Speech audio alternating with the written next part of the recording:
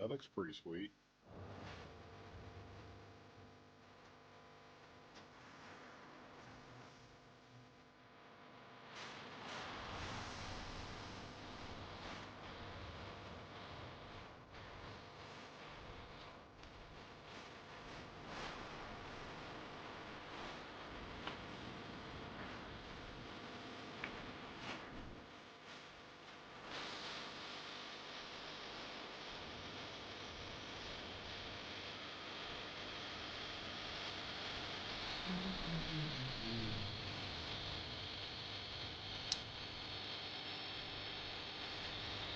That's I know absolutely nothing about flag football. So I watched some games today just to get up.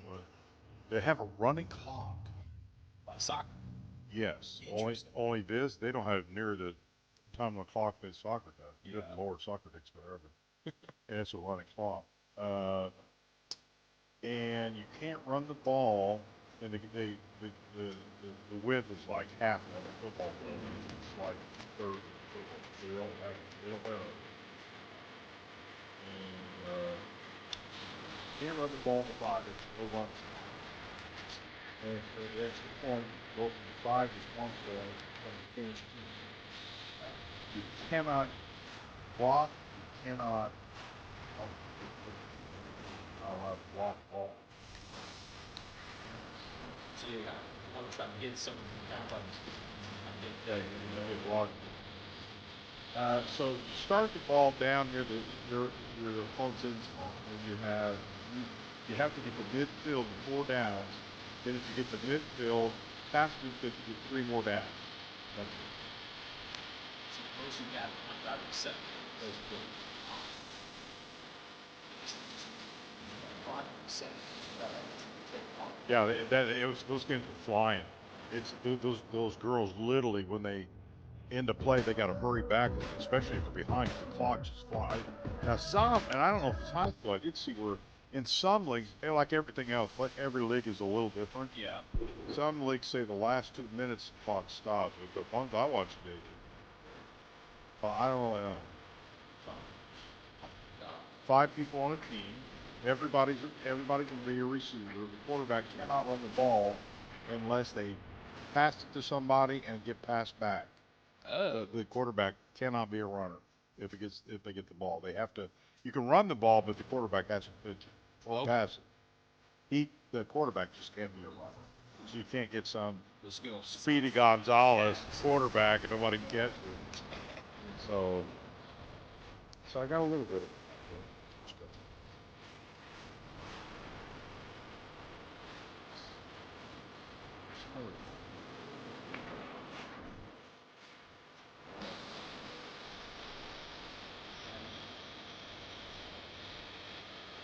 What's that? Yeah. On the opposite side of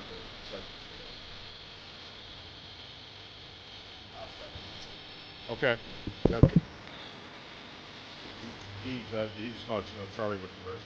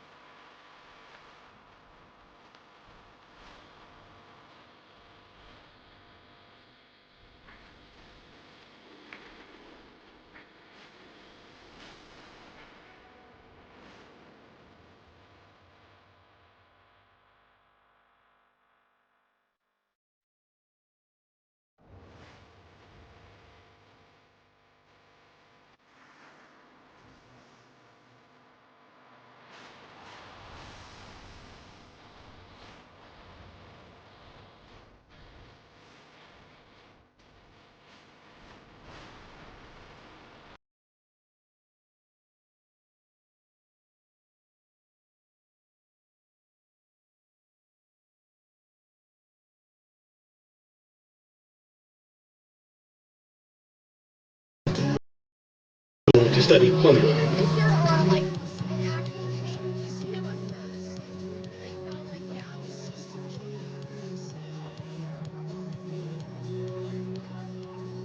Senior Drew Rector is escorted by Nathan and Jamie Rector and Cameron and Bryce. He intends on being a firefighter.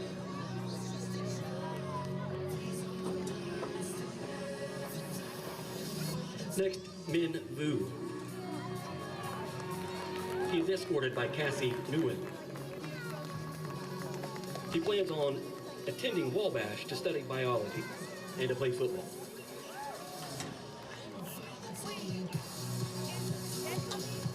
Seth Dennison.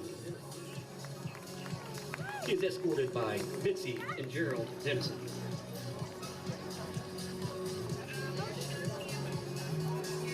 Plans on studying pre-med, specializing in kinesthesiology at Wabash University.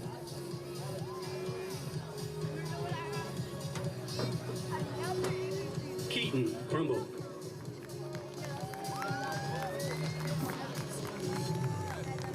He is escorted by Brant and Loranda Crumble. And Cooper and Ashley. Plans to attend a college and major in industrial engineering.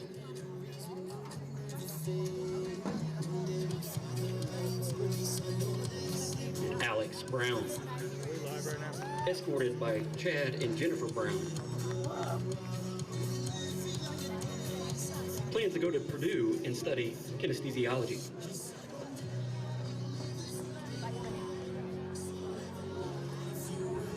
Hutton Simmons. He is escorted by Lindsay and Lincoln Simmons. Plans on playing rugby at a 4-year university.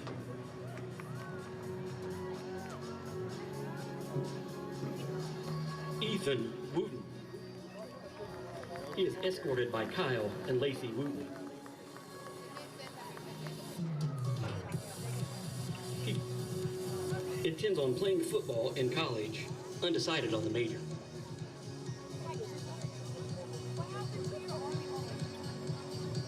Rylan Riggs. He is escorted by Matt Riggs, Lucy and Gabby, Emerson and Cohen. He plans on attending a trade school. So that means to engage. You may not have the PTG on this box engaged. Paxton Trump. He is escorted by Tim and Nicole. He plans on farming.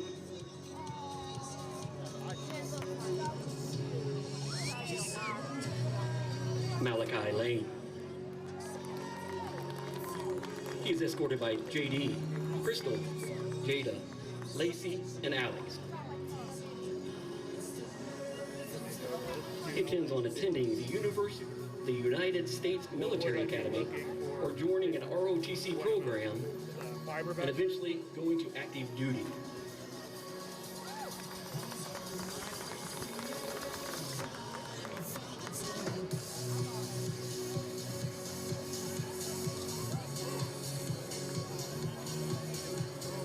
Hensley Dillison. He is escorted by Cam Cottle. He plans on attending college.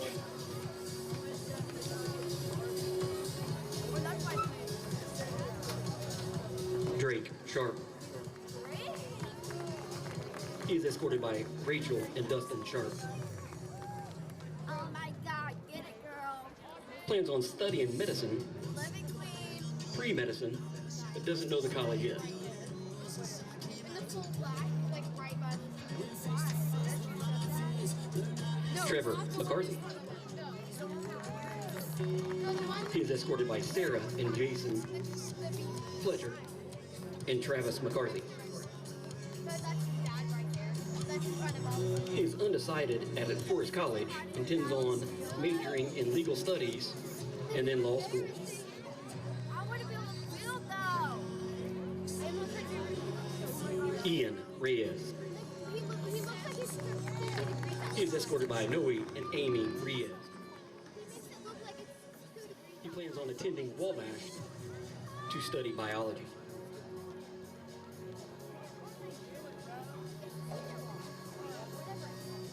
Braxton Pierce.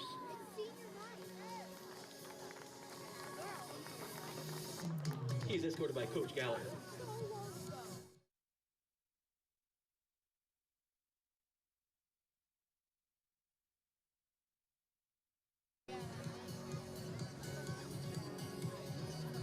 Grace Green. He's escorted by Emma, grandparents Mike and Lynn Green.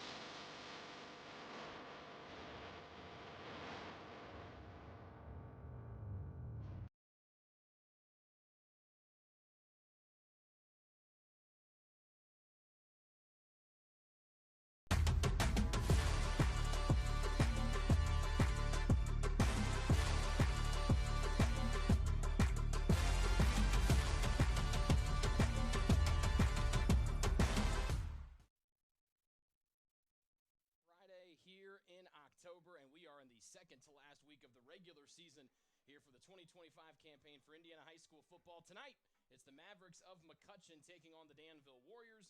McCutcheon out of Class 5A, Danville out of Class 4A. Tonight's game brought to you by Abstract Technology Group, doing IT differently, making it simple. Endeavor Communications, internet speeds up to a gig. Learn more at weendeavor.com. LIUNA, the proud members of the Indiana Labor's District Council and affiliate local unions who build Indiana. We are LIUNA. Raising Cane's, game days are better with Cane's. Raising Cane's chicken fingers, one love. And Mulberry Telecommunications, let us be the first to welcome you to the Fiberhood. Sign up today at www.mintel.net. Alongside the great Jan Bozier, my name is Rick Johnston. And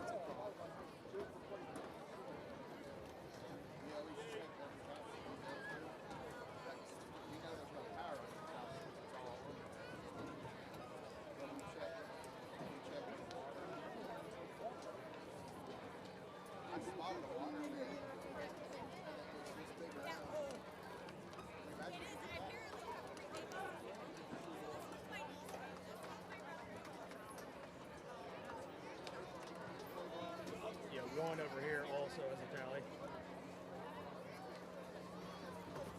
I do.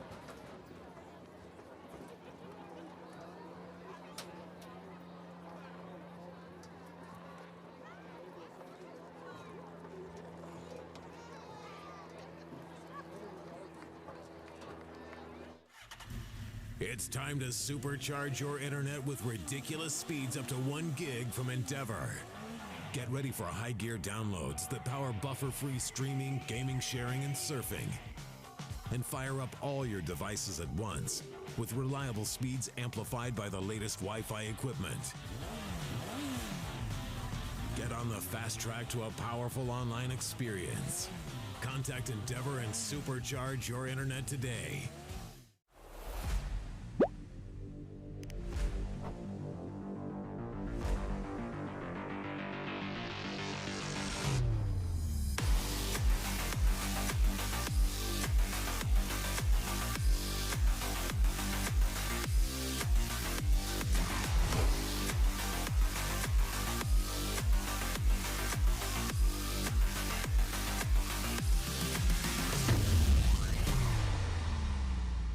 At Mulberry Telecommunications, it doesn't matter whether you play from home, learn from home, or work from home.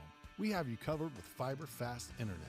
Whether you video chat to stay connected with friends and family, or operate a small business, you can do so with the reliability that Mulberry Telecommunications fiber internet provides. From streaming video to regular web surfing, the possibilities really are endless. And that's a reason for all of us to celebrate. Packages start at just $49.95. Visit mintel.net to sign up today.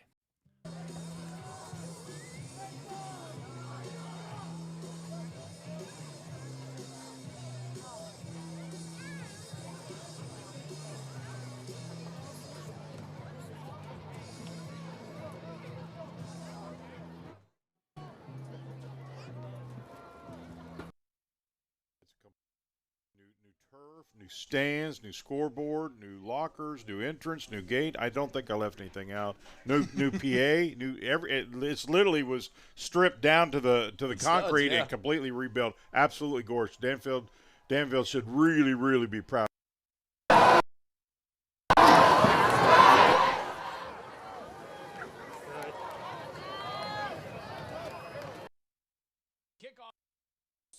And even more, the big stiff arm plowing his way through is the Warrior return man out near midfield, Trevor Lynch, who's really stepped things up in the special teams game the last couple of weeks. Yeah, and you hear coaches talk about win all three phases. There's one of the phases, the kicking game, and to get the ball in good field position is absolutely a great start. 1st and 10 here for the Warriors, who come in with a 3-4 overall record. Carter Ward is their quarterback, the junior's 3-year starter, but he's been the man at the control since day one. Yeah, and he's really got a great football IQ. He makes a lot of good decisions. He's had to get comfortable with new receivers. That's taken a little while. They threw the ball really well early.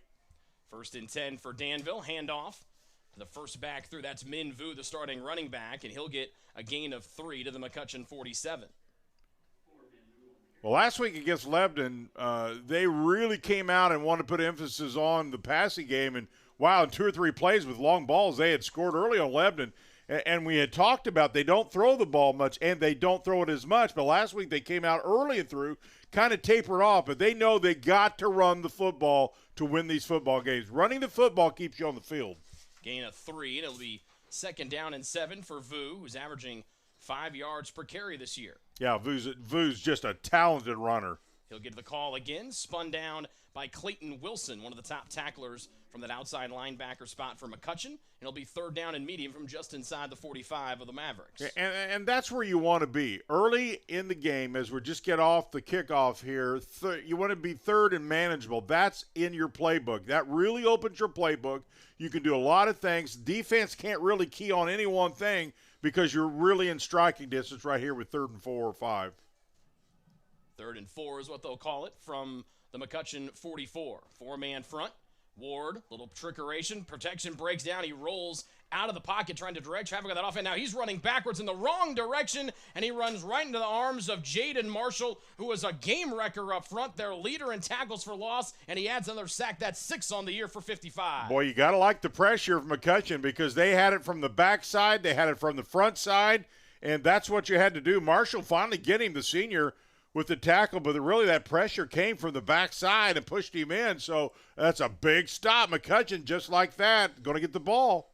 Loss of 15 on the sack there for Jason Marshall, the 6-foot senior defensive end. And here's Porter Prather, the new punter after a couple of weeks ago after Ethan Wooten suffered that lower body injury back in week number 2. A short one here, and McCutcheon stands their ground after that big kickoff return from Lynch. The Mavericks force a big 3 and out. Well, they do. They get a 3 and out. Then the kick is not real good. So just like that, with one major defensive stop by McCutcheon, their offense going to get the ball in really good field position. We mentioned the Mavericks have struggled to score in the last 2 weeks, putting up just 7 points in each of the last 2 outings. Last week, a setback 34-7 at home against Terre Haute South. Their quarterback this year, junior Carson Smith, who won the job after a 2-week battle with Jake Van Skoyek, a 6-foot senior. 9:44 left to go here in our opening quarter. First drive for McCutcheon.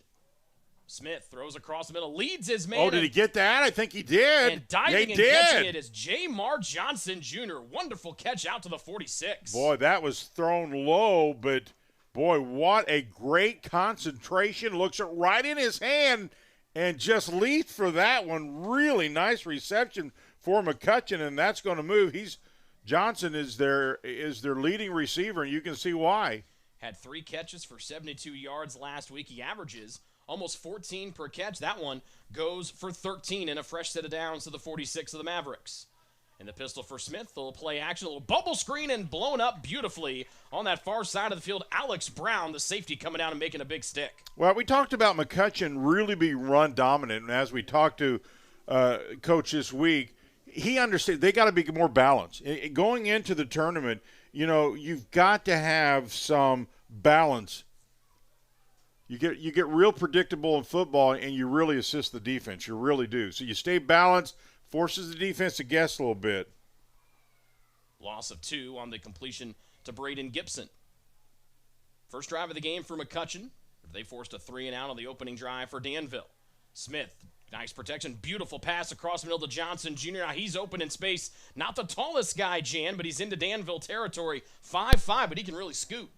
Well, sometimes it's to your advantage. No, he's not the biggest guy, but he is these things. He's quick, he has great hands, and he's a tough cookie to bring down. So sometimes, there are advantages to not being that big.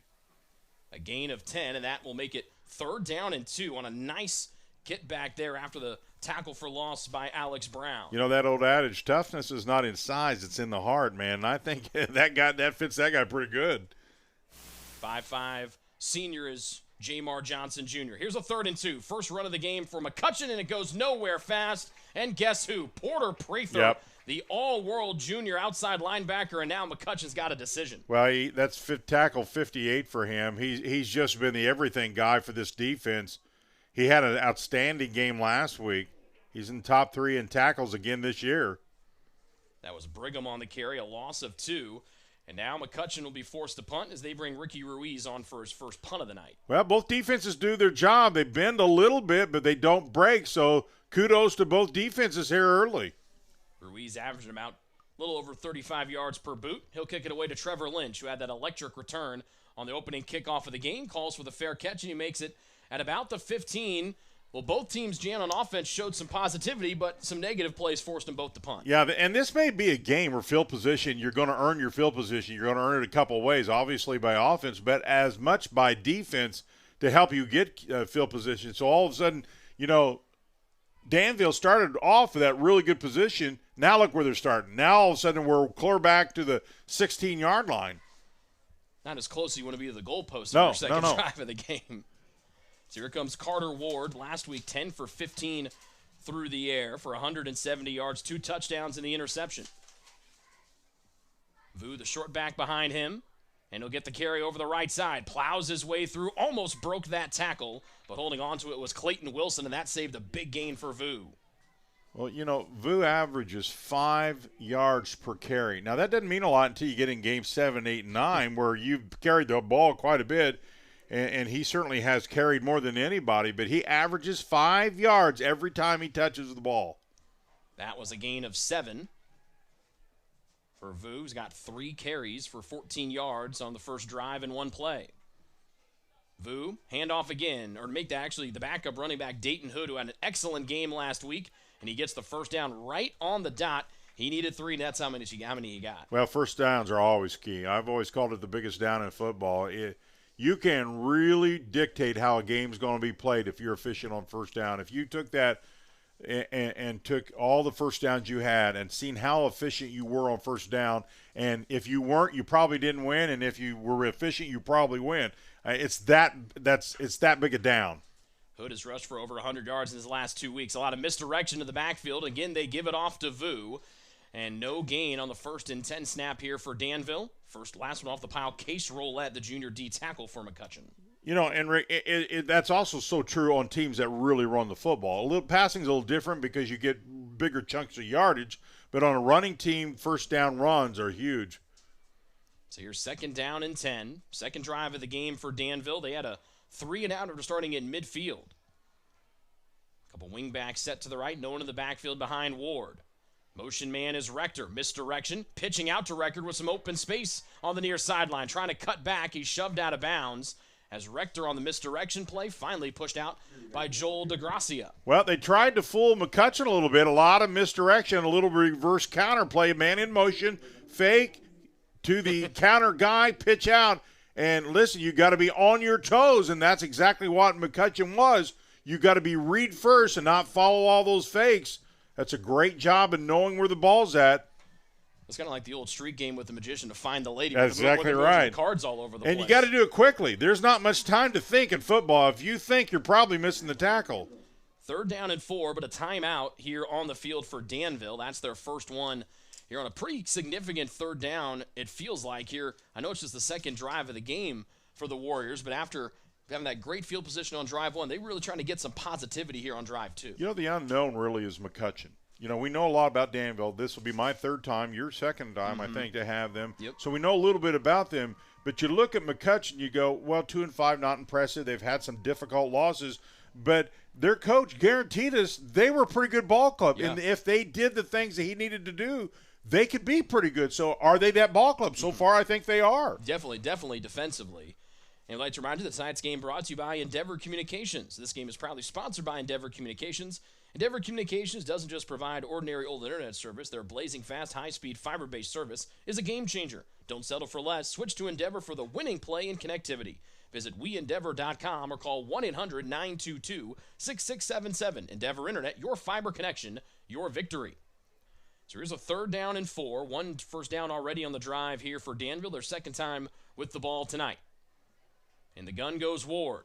Direct snap back to him. He has Vu as a lead blocker out front. Runs into a little bit of a traffic, but nice read by the quarterback Ward, and he dives across and gets that first down on a gain of 6. Huge play. That's the football IQ. This is the numbers game I talk about a lot. Danville basically sends half their team to block for him and just tries to overload that edge. Take a look at it here. You count the number of guys on this edge here. There's 2 on the seal, 1, 2, 3, or 4 others lead block. That's just – I got more guys than you got, and I'm going to block you, and if I do, I can get the first down. Good execution. And a false start by the right guard, Paxton Trump, as he jumps. That's our first penalty of the night, and Danville going in the wrong direction here after picking up the first down. It's just the little things. You can't be doing that in Game 8. You just can't. So a tough break there for Paxton Trump. 6 foot, 245-pound senior. Let's see if we can see them. There it is. That's just. And he got the long hair, too, so even easier to spot. And you can see him just puts his hands around his face. Yeah, it's a mistake. Going, no. Everybody, you got a lot to think about, especially guards, because if you're pulling, you're making all kinds of calls up front. There's a lot going on, and it's tough. You're going to make some mistakes. You just can't be a lot of them. First down and long. Ward wanted to throw, cuts it up, and he'll be spun down after a short gain. Gets back to near the original line of scrimmage. And the one to stop him there was Mac Leonard. It's going to bring up 2nd and about 9. This is going to be an interesting call now for Danville. Really have tried to put emphasis on this running game. We know for a fact that Ward can't throw the ball. You kind of wonder if they're maybe take a shot here because then you still have 3rd down. Because the running game, as of yet, has not really kicked in, at least real well. Vu back in the backfield, gets the immediate turn, and the handoff here. Cuts up, and he gets undercut right as he tries to leap towards that 45-yard line. Josh called the safety with a stop, and now here's a 3rd down, and we'll call it 4. Well, they got Vu's 5 yards. We talked about that earlier. He averages 5, he gets 5. So now they're in where they want to be. That's a much lower risk play. So they're going to take that law of averages here, take his 5 yards. Now they only need 4. Guess who they might use for 5? Vu. Since he's been getting 5, that's the math. That's what I. Or they love the overload play too here. Wing back in motion is Lynch to the backup running back Hood. He'll get the first down as he bullies his way right up towards midfield, a gain of 5, and whether it's Vu or Hood, they're getting 5 yards a pop. Yeah, Vu 5.2, Hood 5.8. So either one is that 5-yard gainer, and so that's what you want to do. Guys up front now starting to get in the rhythm, and the ball's moving. Good drive so far for Danville. Clock winds here in the opening stanza. 2nd drive of the game for Danville. This is already the 9th play of the drive so far, as we have less than 4 to go here in the first. Hood remains the back. Lynch the motion man. Faking the pitch is Ward. Has a free rusher, does McCutcheon. Throws, and it's caught inside the 35. Hit at the 30, and spinning his way forward, Mason Shipley on his 17th catch of the season. First down and knocking on the door of the red zone as he gets stopped at the 24. Well, this is a really good catch, but even a better throw from this reason. Ward had backside really pressure all over him, and he unloads this right before he gets the pressure collapses on him. There you see it, and he just gets it away. So that's a really outstanding job by Ward to stay in there and throw a strike to him. That's a gain of 26 yards in the McCutcheon 24. Lynch again in motion. Hood, a handoff up the middle, weaseling his way in. Doesn't get the 5 yards on the pop this time as he'll get taken down at the 20, so a gain of 4, but still good on 1st and 10. like the drive. That pass really kind of opened up a little bit. It's been run dominant. Throw a little sprinkle of the pass in there. Down to 250 and running here. Danville would love to put something on the board to end the first quarter. Matchup of the Sagamore Conference. Danville 3-4 on the year. They've lost last week to Lebanon and have dropped 2 out of their last 3. McCutcheon comes in losers of 3 straight and 4 of their last 5. Big play of this drive was that 26-yard completion from Ward to Shipley. On a 2nd and 6 with 2.5 to go. More misdirection with Ward. Thought about an option pitch. He keeps it himself, and he's stuck inside the 20 by Call once again. Call just a junior, but makes a really good one-on-one tackle in the open field. That's a tough one to make on a pretty good-sized Ward. Carter's 6 feet tall, 180 pounds. Again, had been sharing the quarterback duties his freshman and sophomore year, but has been the main starter and the number 1 guy since preseason camp here in his 3rd year on the varsity.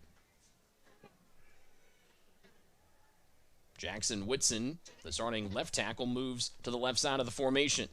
Faking the handoff is Ward. Keeping himself. He's got an alley, and he's going to the end zone for 6. That's what you needed. Ward with the touchdown run. He's had 3 of them this year. That's number 4, running the football. Boy, that's a good drive. Danville really, really executes in this drive, and I think Coach is going to be really happy with the execution on this one. Good bounce back for the Warriors. As Jan mentioned, 4th rushing touchdown of the year for Ward. As he takes this one from 18 yards out after the play fake. Evan Beck on to add the extra point. Out of the hold of Drew Rector. Hutton Simmons is the long snapper. And that kick is up, and it is through. And with a $1:43 left to go here in the opening quarter, Danville takes a 12-play drive. They march right down the field, and they get 6. Yeah, really, really good drive by Danville. At home, you want senior night. Listen, this is your last.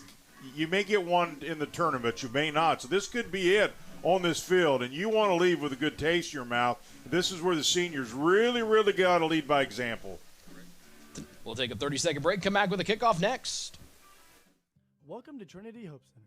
Here we are actively engaged in our recovery community with a multitude of activities including peer recovery coaching, a full computer lab, grief groups, relapse prevention, pre- and postnatal support group, educational workshops for family members with addicted loved ones, expungent workshops, parent cafes, Saturday pro-social activities, recovery walk club, book club, and even video game nights.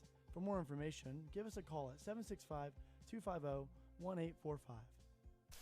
If you're just joining us, you just missed the Danville drive. 12 plays, spanned 84 yards, and it took 6 minutes and a second off the clock. That is how you get bounce it back. Yeah, it accomplishes everything you want to do. It keeps your defense off the field, keeps their defense on the field. Execution, long drive, time of possession, all those things are good in a long drive like that. Kaysen Trader on the kick return, tried to run through an arm tackle. He got spun down after he crossed the 30. Tackle on the play there by Danville's Matthew O'Monahan. And here comes McCutcheon trying to answer back after giving up the first touchdown of the night. Not to mention the fact you just now put a little pressure, not a lot, on McCutcheon. Now all of a sudden you're behind. So it doesn't do a lot. Ton of time to be played. Don't get me wrong. But when you get behind, it affects you a little bit. You press a little bit sometimes. So sometimes it's a positive, sometimes it's a negative. Sometimes a sense of urgency makes the team play a little better too. As we mentioned, McCutcheon's offense has been struggling the last 2 weeks. Just one touchdown and an extra point each of the last 2 weeks. Straight snap back to Smith. Going for it all for his speedster, Jamar Johnson Jr. He was double covered, and it's incomplete. Yeah, they absolutely were step with him. Man-to-man coverage, and then they had backside help on. That's really good secondary. Now, that being said, McCutcheon didn't throw a lot of people out, so that allowed the secondary of Danville to really just double cover him. Carson Smith on the year, completing 64% of his passes, has just 3 passing touchdowns on the year as a team. Through the first 7 games of the year, McCutcheon has scored just 20 touchdowns in total, and from the math, you can see they do the majority of their damage on the ground. 4-man front for the Warriors. That's all they bring. Smith on a screen, complete up high to Riley Walden, the starting tight end. And that man is rumbling up the right side. He will be That's a first down. Good enough for the first down as the 5'9", 190 Riley Walden rumbling. Rick, this play is set up by the last play. What they do is send people long to stretch the field, get everybody thinking pass, and then they throw the flat pass because they've forced everybody to think deep. Now they throw that flat pass. That's well executed. Good call by the offensive coordinator. Josh Strasser and co-offensive coordinator Nate Deno at the controls here for the Maverick offense. Motion man Carson Sims, he'll get the bubble screen. It goes off of his hands. That pass was moving forward, so it's incomplete. But Sims, a backup running back at 5'5", as they try to get him involved. Yeah, that pass just sailed on the quarterback. He got that thing high and fast, and there was no way they were going to be able to bring that thing in. That's unfortunate for McCutcheon because it's kind of a wasted play. They got nothing out of it at all. Particularly for an offense that's still trying to find their footing, as we mentioned. Every positive play important here for the Mavericks. At a minimum, you need some offensive confidence here. You need some rhythm. Yeah, in the best case scenario, you put a drive together like Danville did and get a score. Sims the back behind Smith. Great protection. He gives it to Smith this time, or Sims nice this time, play. and he's got a first down and more. Then he's tackled up high out of bounds. But a great play out of the backfield. Sims didn't get it to the left side, but the right side worked this time. Well, this is a quarterback using his eyes and his head as much as his body. Look what he does. He looks off. See how he looks to his left? He freezes the left side, so they all think he's looking over there. Meanwhile, the screen is set up on the other side. That's a well-executed play for McCutcheon. Bryce Egan on the tackle. Down on the play for Danville is Cale Quick, their defensive tackle. We'll take a break and come back with more here on the ISC Sports Network. It's game day at Raising Cane's. If you want to order like a champ, forget about X's and O's. The only play you're running is chicken. So what combo are you picking? We've got tailgates of hand-battered, cooked-to-order chicken fingers and cane sauce, and jugs of freshly made tea and lemonade. This season is about to be unbeatable. Raising Cane's Chicken Fingers, one love. Tonight's game presented by Mulberry Telecommunications. Let us be the first to welcome you to the Fiberhood. Mintel Fiber Optic Services offer super fast, reliable internet with gigabit speed, streaming TV packages, and voice solutions. Sign up today at www.mintel.net or call 765-296-2885 for more information. In the injured Warrior defender, Cale Quick, their junior starting defensive tackle. Good to see him able to walk off under his own power. Well, yeah, this is not the time to have people go down. It's part of it, but it looks like he got stung in the knee a little bit. Sometimes you can walk those off, sometimes you can't, depending on exactly if it's a knee, leg, or ankle. But it looks like he's moving relatively well. Hopefully they can work that out. Good drive for McCutcheon. Hand off to Keegan Rice, who plays all over the field, and he squirts his way through inside the 20, and two back-to-back chunk plays for the McCutcheon offense here with their Swiss Army knife Rice. Yeah, and that's exactly what Coach Comer was talking about. That was the Lebanon problem last week, breaking tackles, big runs against this defense. McCutcheon, to their credit, knocking on the door. That's a rush of 20 yards. You see Rice popping his way through. That was a problem last week, Rick. There was multiple breakaways like that, and that really broke the back of Danville to have any shot of winning. Make it a gain of 19 as they place the ball to 17. Smith, blitz picked up, throws the end zone into miscommunication as Aiden Abel cut the route off, and the ball sailed to the back of the end zone. That's a good time to run the blitz if you're Danville. Because the field is almost a defender because there's not a lot of field behind you, so you don't have to play so deep in your secondary, so it's a really good opportunity to throw a little blitz package at him. I like the defensive call a lot. You got to pressure him now. Clock stops at 23 seconds left. Smith has been alternating incompletions and completions over his last 5 drives. Would love to make it 6 and get a completion here.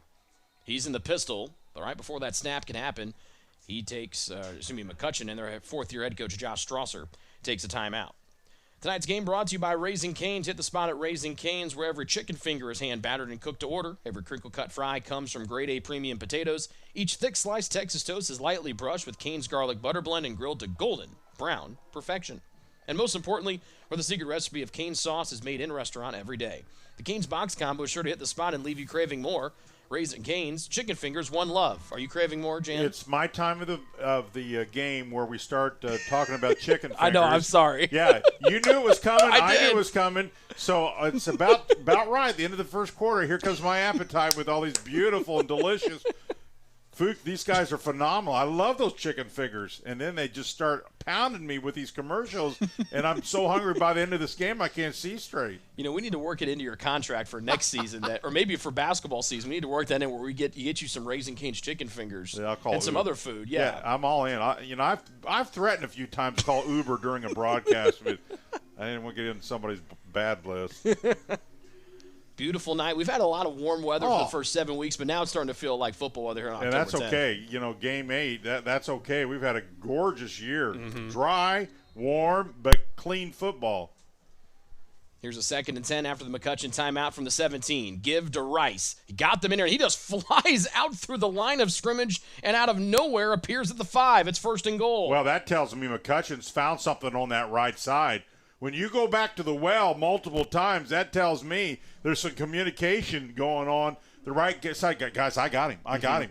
Keep going over here. That gets transferred to the coaching staff, and then their calls are based upon, man, we're moving. They say they can do it. Go back until they stop it.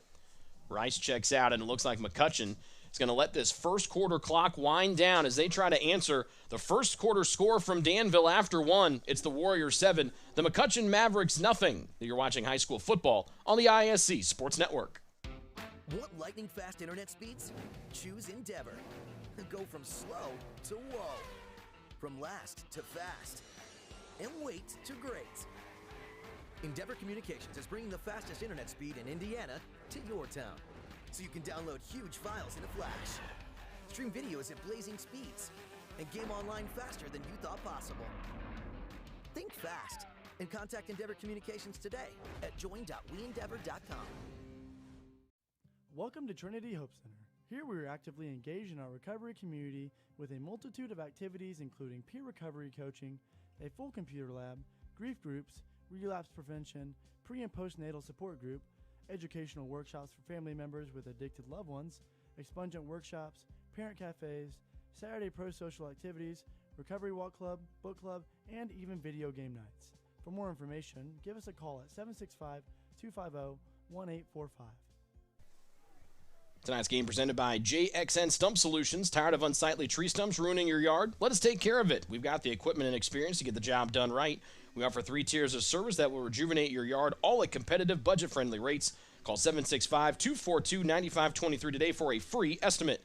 JXN Stump Solutions, rooted in service, driven to remove. Well, it's red zone time, Rick. Coach McCutcheon talked to us a lot about this red zone efficiency. You find out what kind of defense you're made out of. This is as tough as it gets. You've got to get low, get off the ball, because you don't have much real estate to protect. Mac Leonard is leading the way in a direct snap back to Keegan Rice. As he was going off the field at the end of the first quarter, they put the guy that got him here, three snaps all to Rice, and he finishes from pay dirt. Well, you're talking about a nice average. He averages 6.9 yards per carry, and the fact he was never even touched made it just a little bit easier. Take a look from the shotgun. Literally takes the snap and just walks it in. Boy, what a nice drive by McCutcheon. Credit to them. After Danville's really nice drive, McCutcheon says, hey, we can do it too, and does. 8 plays, takes 69 yards. The point after touchdown is up and good from Ricky Ruiz. He's now 16 of 18 on the year. And McCutcheon, we mentioned their offense has been on the struggle bus for 2 weeks, but they answered the Danville touchdown with 7 of their own, and we're back even. Yeah, that was a really solid drive. Mixed up their plays and just did some really nice things. And to their credit, comes right back. You find what you're made out of. See, I talked about getting behind. You put a little pressure. That pressure actually motivated, I think, McCutcheon, don't you? Yes. And they were much sharper in that drive. That sometimes it works to your advantage. Sometimes it doesn't. I think it was one of those, they're like, we're not doing guy that's back out here really quick on defense, and Keegan Rice. And that was the thing that Coach Strasser told us this week. He's like, wait a drive or two, and then we'll get Rice out there offensively. You're trying to kind of get him warmed up, and I don't think he's going to leave the field tonight. Well, he's not out there on kick coverage right now, but keep your eyes on 3 and white the rest of the night. You know, as a coach, and he emphasized he just loves his senior class. And when you have a lot of seniors and they're playing, you depend on them. Listen, I'm the coach over here. You're out there. You've got to execute and get this team to execute. Ruiz kicks it deep, and Danville trying to get another nice run, and they do out in the open field. They had a return back to the 50 by Lynch to start the game, and this kick return here by Lynch once again. That guy's dynamic with the ball in his hands. Well, and he's handed them good field positions now on a couple good kickoffs for return. So one phase of Danville is really being productive, and that's the kickoff return team. Out near the, we'll call it the 38-yard line for Danville. That's where the Warriors start with their first drive here of the second quarter. And to parlay that point that Jan, you mentioned about Josh Strasser and the McCutcheon senior class. Well, they were all freshmen when he got the job at McCutcheon. So they have built a nice bond over this last now 4 years. Forward to the Danville offense. Moves the pocket. Breaks down a little bit. Here comes the weak side pressure, and it's another sack for the Mavericks. This one for Mac Leonard, his 4th of the year. Well, we can see it's not in your camera view right now, but Danville sends 4 people out. Every one of them were completely locked down by coverage. He had nowhere to throw the football. That was quite honestly a secondary sack because he just had nowhere to throw the football. So it looks like they'll make it just no gain on the play because he did get back to the line of scrimmage. So it's 2nd and 10 for Danville from the 38. Hood, the lone setback, gets the carry. He pops his way through. Now he's in the open field. There you go. Rice tries to wrestle him down, and he does as the teammates come in and stand him up. But Dayton Hood firing through the middle. He's already into plus territory inside the 40. Well, Danville needed that. Nice run again. Good job by the guys up front.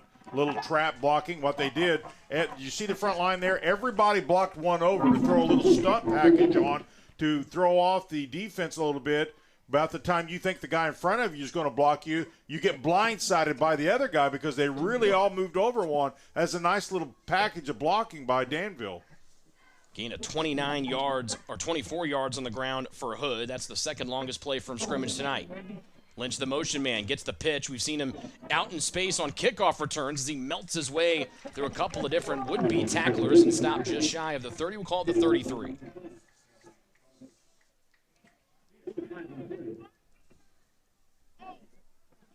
It'll be 2nd down and 5 at the McCutcheon 33. Danville trying to answer right back and take this lead back once again. Well, Danville's is a ball club that averages 32 points a ball game. So they're an offense that's been pretty efficient scoring the football all year long. Run up the middle to Hood. Josh called the safety trying to rip it out as he did. That allowed Hood to keep those legs churning. He's finally pushed down to the 25. But that's a nice gain on 2nd and 5, and he'll move the sticks. Very efficient on 1st down. The drives have been good. They continue to use their 5+ average runners, and the guys up front doing a really good job staying low, coming off the football. I don't care how good a runner you are. If you don't get a good surge by an offensive line, you ain't going anywhere. Hood 4 carries for 40 yards. Takes a breather here with Vu back in there, going to the end zone wide open and trying to go up and over the defender, and doing so is is Danville's Mason Shipley. Shipley, that's his 2nd TD of the year. That's got to feel pretty good. Just a junior, runs a really solid route, and the nice thing about him, he's a nice lengthy guy, and he was wide open for a second. McCutcheon actually made it a little closer than I thought it might be, but he had no really time to look for the ball. That's a really nice throw, too. Well thrown ball by Ward. Just 2 passes for Ward tonight. Both have gone to Shipley. This one for the end zone. Beck to add the point after touchdown. And he does, and after both teams had to punt on their first drive of the game, we've had 3 straight scores here. Danville's offense doing their job. Now it's up to the defense to kind of suck it up a little bit and get a stop. Going back and forth there. Is this going to be the last team scores wins? I thought we'd have some score today. I really did. Both offenses have shown from time to time. There you see a replay of that catch, and that's just the will of a receiver go. There's no way. Flex those muscles. I like that. Shipley going up and over the shorter Keegan Rice. Shipley 6'4", and used that height to his advantage beautifully. Well, and he's seen the defender was late getting there, so the defender never saw the ball, so he anticipated that and jumped, and he's a good lengthy kid, and just really physically made sure he got the catch. Really nice job by the quarterback and the receiver. 5-play drive takes 62 yards, 2 minutes and 8 seconds off of the second quarter clock. Warrior Stadium rocking here on senior night as they try to cheer their Warriors on to a late season victory, second to last week of the regular season. And a beautiful kickoff will weave and kind of knuckleball its way into the end zone. Little pressure now. Last time McCutcheon responded pretty well offensively. We'll see how they handle it this time. I know you don't want to try to tire out a guy in Rice who's playing both ways for you, but you have to feel like they might have to start looking to three a little bit earlier on this drive, I would think. Yeah, that's true. But the other piece of this is, listen, we're in game 8. If you're not in shape to handle it by now, this ain't the first time he's played a lot of minutes, I'm guessing. Now, I realize when I say this, it's really old, but back in the olden days, everybody played both ways. That's right. You know, you just did. Yeah. So they have the luxury today. Now, things are a lot. Everybody's quicker, faster, and stronger. So there's variable to that statement, but they're in shape now. Listen, 16, 17, 18-year-olds. They're Are fine. you kidding me? Dropping back to pass is Smith. Going for it all down the far side to Johnson Jr., and he catches it. Oh, my goodness. What a catch from Jamar Johnson Jr. Did he time that perfectly, Rick, or what? I think so. He had to have that little afterburner to get a little separation. Here's a throw. Boy, just concentration 101, and that ball could not have been thrown any better than right in the fingertips. Wow, what a pass. Even better catch. 35 yards on a beautiful strike, and just what McCutcheon needed as they look to try to tie this game at 14. He's probably one of those guys that hears it all the time. Well, you're not – I don't care how big you are. Play football. He makes plays. Just make plays. Size doesn't matter when you make plays. He's got to exit here, so Landon Taylor replacing him in the slot. Not sure if his helmet came off or something, or has an exit for one play, but that looks like it'll be here for 11 and white. And a lot of motion. Well, that's twice now. Danville has done that. As Walden, the tight end, along with the right tackle, Luke Anderson, both jump. And that's not what the offense wanted to see right there. When 5 people jump at the same time, that's probably a communication. It's different when one guy does it, but they had 5 people go off a different count that time. Well, some shuffling up there on the McCutcheon offensive line there, Jan. That was Stephen Chase, who was listed as the starting center that moved over at the right tackle spot. So the Mavericks having to shuffle some things on the O-line here early. So I don't know. We can't tell from here if Danville uses a silent count with claps or a cadence or whatever. And sometimes if you use silent counts, it's a little harder to make sure you hear what they say or even hear the cadence. So 1st and 15 back to midfield. Danville brings some pressure. Smith winds up. He's got Johnson Jr. in the slot, and he catches it inside the 5 down to the 1.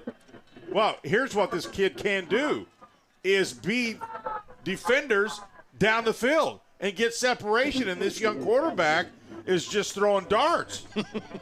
My goodness, Smith has been a machine throwing the football. Here's this little inside-outside move, and he just absolutely has his eyes glued on the football. Does the defense know where the football is at? No, they do not. Their heads were never in position to see the football. He cut in front of the face of Prather, got him to turn around, and then was already by Simmons, the safety who was trying to slow him down once again. Yeah, and the reason they can't see the football is because he got behind him, so they had no choice but to run after them. And so when you get a guy behind you, you can't turn around like the football. You have to go at least try to make a play on the football. What a catch. Timeout. McCutcheon will take it with them. Back in 30. McCutcheon threatening to tie it up from the 1.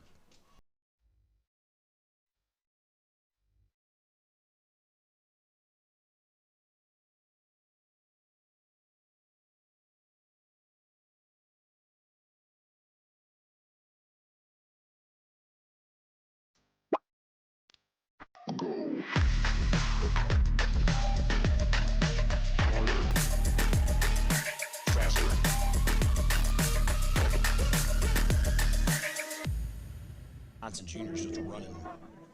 Yeah, he's got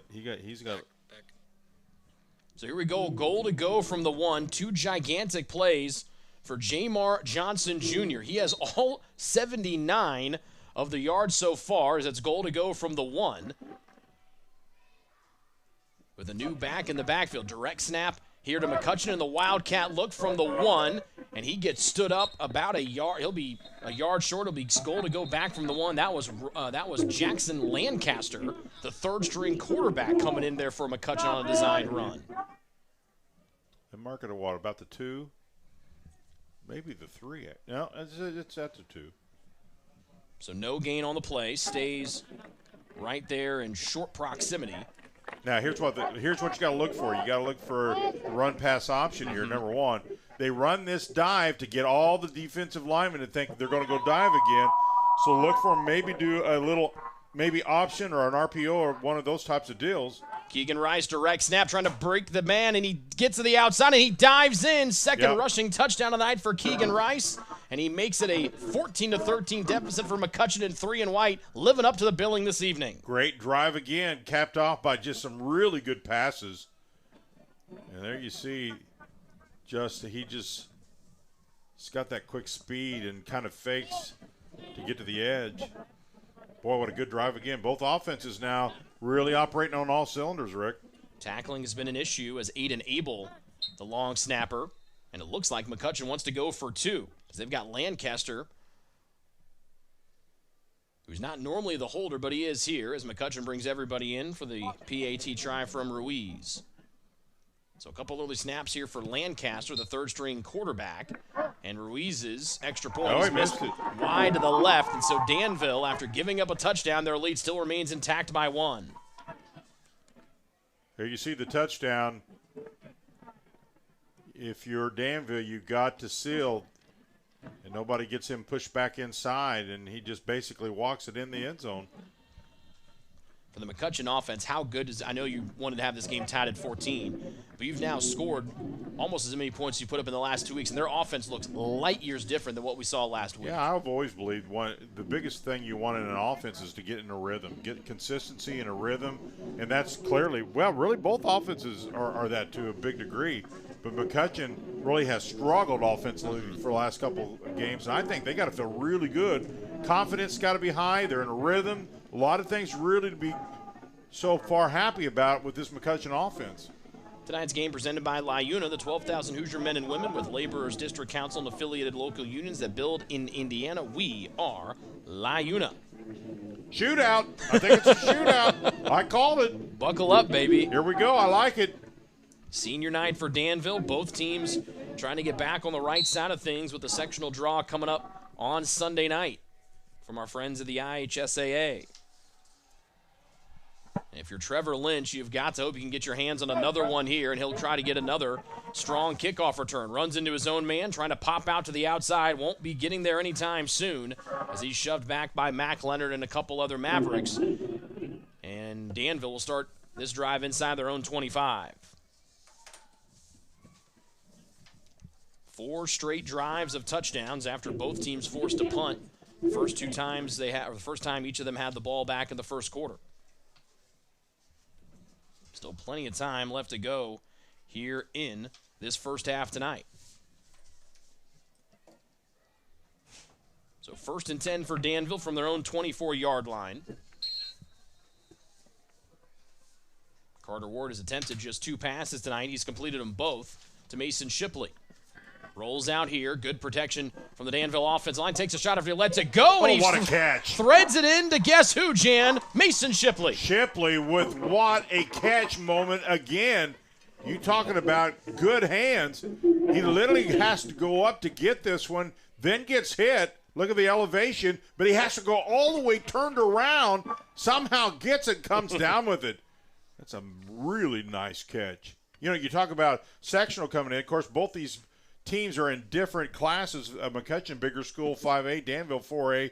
Danville's in an 8-team sectional. Yeah. And McCutcheon's in a 4-team sectional.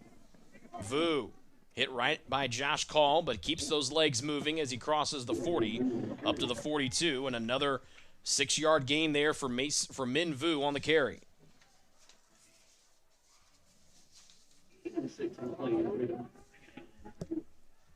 And for McCutcheon, since they're in the 5A, they'll actually get a break since 5A and 6A don't play in the first round of the sectional round. So they're trying to get kind of even more important. They're trying to ramp up here, knowing that they're going to have that pseudo bye week coming up in a couple weeks' time. Lebanon, Harrison, and no, that's the conference. Let me read. I read the wrong thing here. Option here for Ward. Nice cutback as he gets to midfield, breaks a couple tackles, and finally stopped at the McCutcheon 46. But Ward using those legs nicely for a first down for the Warriors. Now I got the right information. Lafayette Jeff, South Bend Adams, and Kokomo. Right now, Lafayette Jeff 6-1. The rest of the teams are pretty even. So Jeff right now looks to be at least on paper the favorite, but certainly a 4-team sectional. It's anybody's guess who can win that. That's a 19-yard or 12-yard carry, I should say, for Carter Ward, as he's got 7 carries for 29 yards tonight, including the first score of the night for the Warriors. As they move here as we dip below 6 minutes to go here in the first half. Wing back in motion is Lynch. Gets the pitch coming towards the bottom of your screen. Strung out by McCutcheon. Coming in and forcing that tackle was Rice, and then a couple, the other Mavericks came in and helped him, but Keegan Rice, 2 rushing touchdowns and a couple nice tackles here defensively. Yeah, and what was really good about this is that the defense for Danville really got outside and forced it back inside and got help. Linebackers really read that well, and you got to get a quick jump to get that edge covered. You hear a lot, for the most part, every defense is a 3-4, because some people call it multiple. Some people, at the end of the day, most times all these defenses are 3-4, and they move people around so much you can call them whatever you want. See, to my point, here's people moving all around.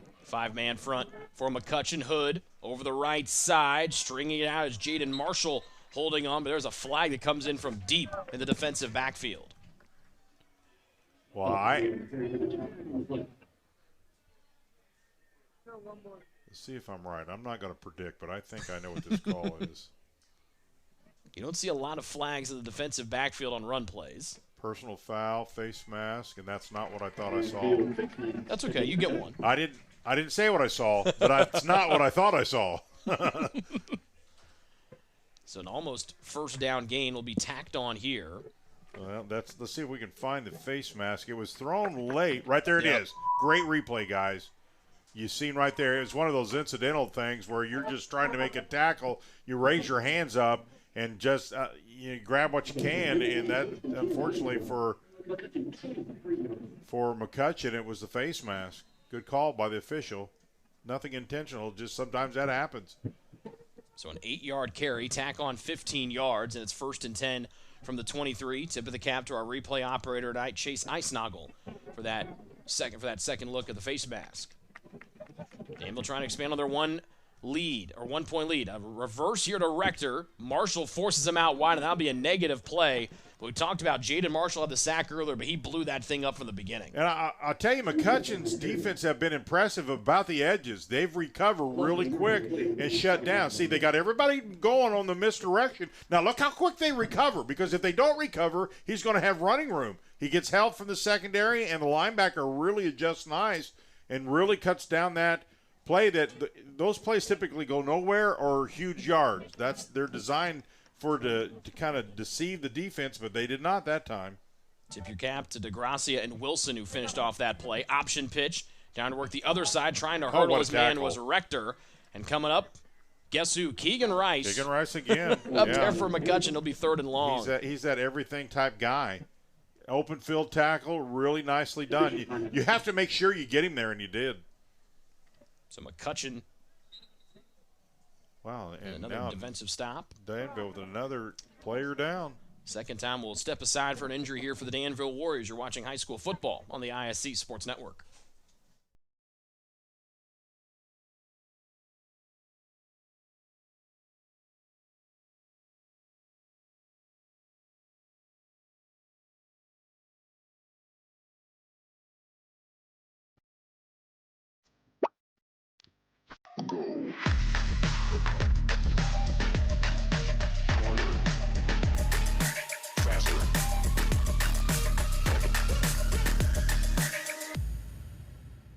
This game is proudly sponsored by Endeavor Communications. Endeavor Communications doesn't just provide ordinary old internet service. Their blazing fast, high-speed, fiber-based service is a game changer. Don't settle for less. Switch to Endeavor for the winning play in connectivity. Visit weendeavor.com or call 1-800-922-6677. Endeavor Internet, your fiber connection, your victory. Well, you got to think that Danville would love to put one on right before halftime, 4:22. They're moving. Where's the ball at? Resting on about the what, Rick? About the 26. Yep. So 3rd and 13. So 3rd and 13. Big play for Danville right here. They want to try to get at least down into the, what do you think, in the 20s to get a field goal attempt if they can't get a first down? You'd like it. Evan Beck this year, their field goal kicker, 1 for 2. The one he made was from 25 yards. Yeah. So I think that's kind of – you don't want to probably go any farther than a 30-yard attempt, I would think here for the sophomore back. You know, a good 7-8 yard may have a shot at it. Maybe if they get a little more than that, but they may not even look at it. I don't know. He hadn't attempted, 2 all year? Yep, just 2. Yeah. Yep, went 1 for 2, made the one from 25 yards. And we get a look at the injured Danville Warrior. That's Kaywood Florence, wearing number 91, 6-foot junior, the backup wide receiver for Danville as he's helped off the field.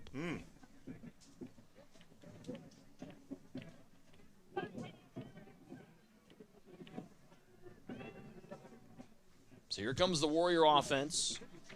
Favorite target tonight for Carter Ward has been Mason Shipley. All 3 of his completions and all 3 pass attempts have gone to Shipley. It's where your depth just really comes into play down to the end of the season. Blitz from McCutcheon. Free runner. They hit. Had he thrown and diving? Was it intercepted by Rice at the 9? Talk about it. He made a wonderful catch. Saying yes. Oh, my. Keegan Rice with his first interception of the year, and that goes with his 2 rushing touchdowns already tonight. Look at this catch. Well, he said he sold it. I can tell you that. Let's see if he's a good salesman.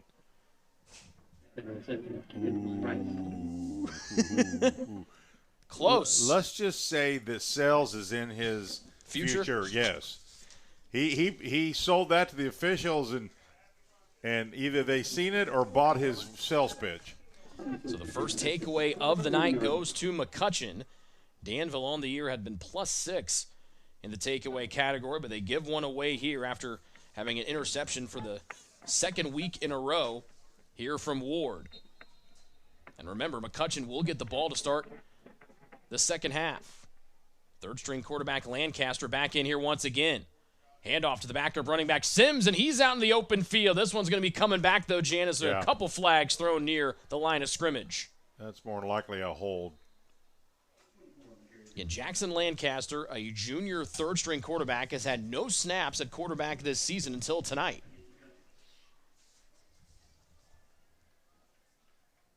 Yeah, that one's pretty obvious around the side there. If you're going to hold, you don't want to do it where there's 2 officials standing right in front of you. A little bit of a tug right there. Yeah. By Luke I Anderson. will say this: it wasn't as much as I thought it was. First time I seen it, that looks like maybe a hold. Didn't know, and while you could make a plea for a hold a lot of times, the key there is don't grab anything. You can wrap your arms around him, you probably get away with it, but once you grasp the jersey, you've not helped your cause. So just a 2-yard mark off, back to the 7. It's only a penalty if you get caught, by the way. That's true. It's only a lie if you believe it, to quote Seinfeld. Quick throw and almost getting blown up was Riley Walden as Carson Smith back in there at the quarterback spot here for McCutcheon. That was almost dangerous. Yeah. Smith now 6 of 10 throwing tonight for 88 yards, but almost had Walden looking up at the night sky. So you're 2nd and 12 after the incompletion. Interception for Keegan Rice, his first INT of the year, has the 2 rushing touchdowns tonight for the Mavericks. So they try to take their first lead tonight, down 1 after the missed PAT. Sims, the lone setback, gets the handoff here as he tries to work the left side. Good tackle. Runs right into the arms of Malachi Lane, one of the captains for the Warriors, he'll force a third down and long. Lane really does a good job here filling the hole. That's a really good tackle, good stop by that right side of the Danville defense. A loss of 1. And here's 3rd down and 13 for McCutcheon. Now, what you can't do if you're McCutcheon is make a huge mistake here and hand Danville anything. At a minimum, get yourself out of a hole here, but don't do something silly. How many times you see that down here where you're just trying to make a play and it just bites you? Smith drops back to throw, has all night, throws, and it's complete. Right in front of the defender, was able, gets slammed right before he got to the 20-yard line, but it'll give him forward progress, and that'll be good enough for the first down right at the 20. Wow, what a confident throw. That's confidence because he threw a strike, and it was caught and got a first down. Man, Danville has him back where they want him, has him covered, and somehow McCutcheon gets out of a jam.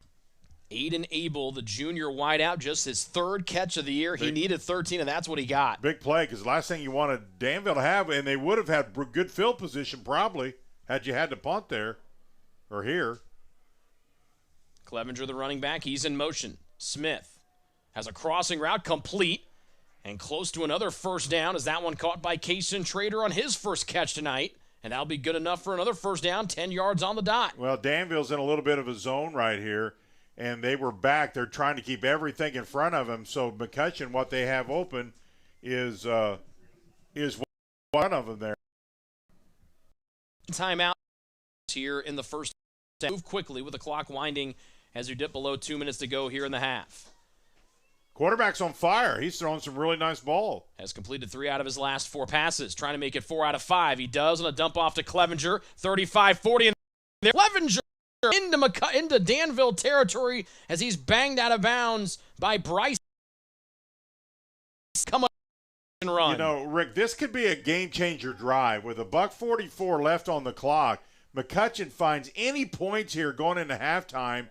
How big is that? 26 yards on the catch and run by McCutcheon. That's his first or his 4th catch of the season. Warriors with 2 timeouts. Mavericks with 1. And the play is stopped as the clock looked to be winding there. It took me forever last week to find the timeouts. It's brand new high state-of-the-art scoreboard. You have to look at those little bars. The dashes, yeah. And we sit here and look now, and you could just see them there. See the little too long and one. It took me half a game to find. Finally, when somebody took a timeout, I go, because when it's all the way across, it just looks like decoration. Yeah. You know, it is getting near Halloween and Christmas. That's right, yeah.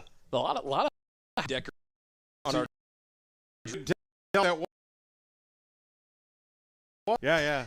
You can't. I love the new complete digital scoreboard. Beautiful. They've also been able to work in some field level replays as well in between drives. Lights put on a little the score. We'll music during yeah. That a good music show. It reminds me there's a little house that we all drive by on our way up to our studios in Mulberry. Yeah. That during Christmas time you can stop and turn to one of the radio stations. I'll sit there for 10 minutes on the side of the road and they go, I probably need to drive home now. Good AC/DC thunderstock with the lights going. It's great. Screen to Rice out of the backfield, trying to make a man miss. He does. Rice out of bounds. So slippery, stays inbounds. Oh no! You should have kept going out of bounds there. You only have one timeout left. And it'll be just 1 yard on the gain. McCutcheon has got to move quick as they have just 1 timeout left. Yep, sense of urgency here for the Mavericks, and there's going to be their timeout. Or does Danville call it, or who calls it? Let's see what they do. The ball's never been placed. That's what's wrong. No, somebody calls a timeout. It might go against Danville for the injury timeout with Hutton Simmons sitting just inside the 40. That's the 3rd Warrior, 2nd one on the defensive side of the ball, Jan, to go down with an injury. We saw Cale Quick leave earlier in the ball game. He's walking back onto the field now, so good to see him back out there. But Danville really bit by the injury bug here tonight in Week 8. Well, you know Danville didn't want to stop the clock, so you know they've been hit with 2 or 3 now players going down. Tonight's game presented by Mulberry Telecommunications. Let us be the first to welcome you to the Fiberhood. Mintel Fiber Optic Services offers super fast, reliable internet with gigabit speeds, streaming TV packages, and voice solutions. Sign up today at www.mintel.net or call 765-296-2885 for more information. Also presented by Healthy Communities of Clinton County. Healthy Communities of Clinton County offers free navigation services for all pregnant women. A licensed nurse is available to help you with free pregnancy tests and prenatal vitamins, insurance assistance, prenatal appointment assistance, smoking or vaping cessation, breastfeeding, labor, delivery, safe sleep, car seat, and newborn care education. Call Libby at 765-659-6063 for more information today. Well, they get him off the field. It looks like he's coming off on his own power. Let's see how he turns out. Boy, all of a sudden it's kind of turned into an injury, a little bit of a bug over here. You hope nothing serious. It doesn't look like they are, but one of the players that got hurt has got ice around his ankle. I see that. Clock winds, direct snap back to Smith, screen out of the backfield. Guess who? Rice, as he's banged out of bounds, and we'll see where they place it.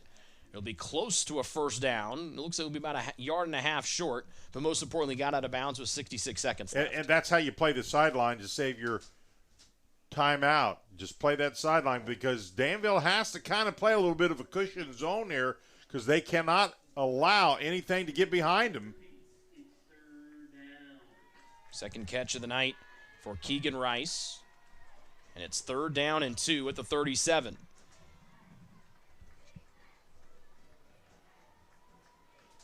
McCutcheon still with their 1 timeout left. Danville with 2. Rice behind Smith. Gets the handoff. He's been dynamic tonight. Gets the first down as he dives across the 30. And they may give him the 29-yard line, but, Jan, you're exactly right. That hole was big enough to drive a truck through. Yeah, it was, and that's going to stop the clock to move the yard markers. They need to be ready to go. Now the clock starts. They got to go. To the 29-yard line. That's a gain of 8. McCutcheon trying to score at the end of the half. Smith looking end zone. He's got a wheel route to Rice, who catches it, and he scores. How about that, Rick? That was another just dime throw. The coverage was not that bad. Sometimes the perfect throw you can't defend. This quarter has belonged to Keegan Rice. Look, three touchdowns and a pick. Great little out route, and the ball is only where his guy can get it. You don't throw any better than that. He ran right by the outside linebacker, Trenton Sharkey, and everybody for Danville's been looking at the back of Keegan Rice's uniform here all night. Really good quarterbacks anticipate the receiver. He threw that ball before the receiver even ever turned his head, and it was flat out right there in stride. And McCutcheon takes their first lead of the night on an absolute beauty from Carson Smith to Keegan Rice. We're back in 30 with a kickoff next here on the ISC Sports Network.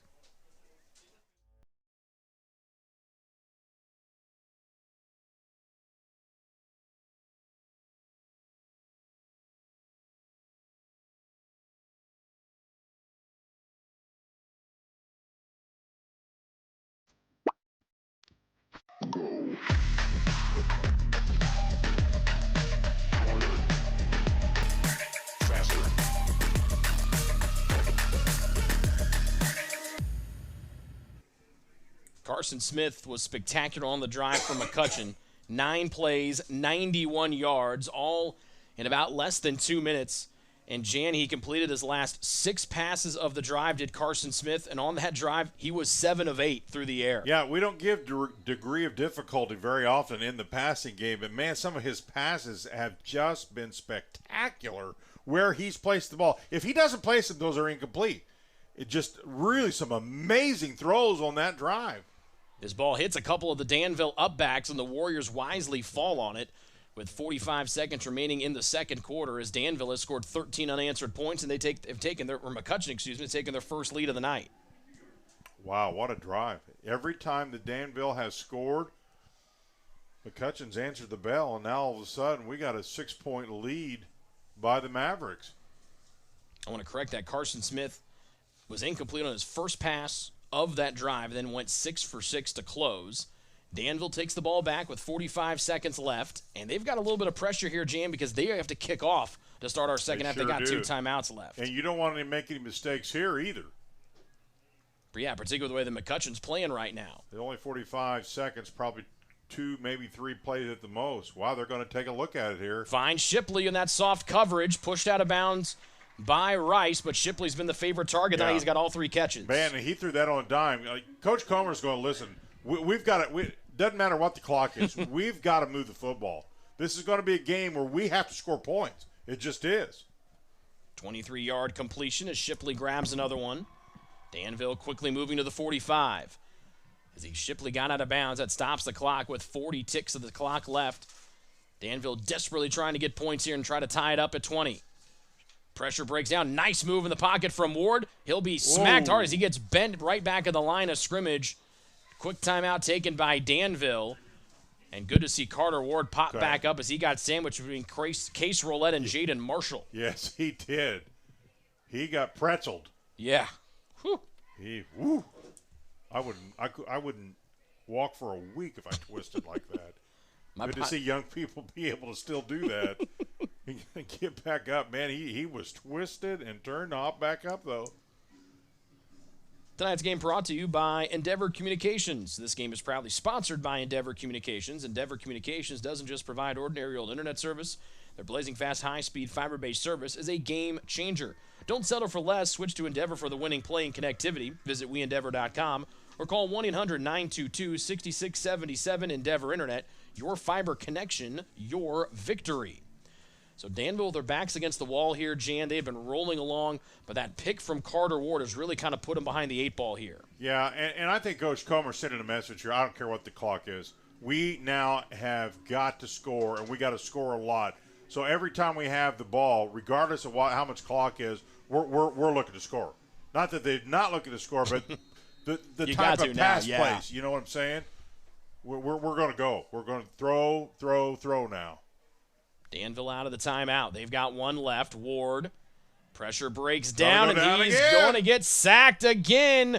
Jaden Marshall will get half of it. Mac Leonard was in there too, and so was Cody Highland, the backup D tackle.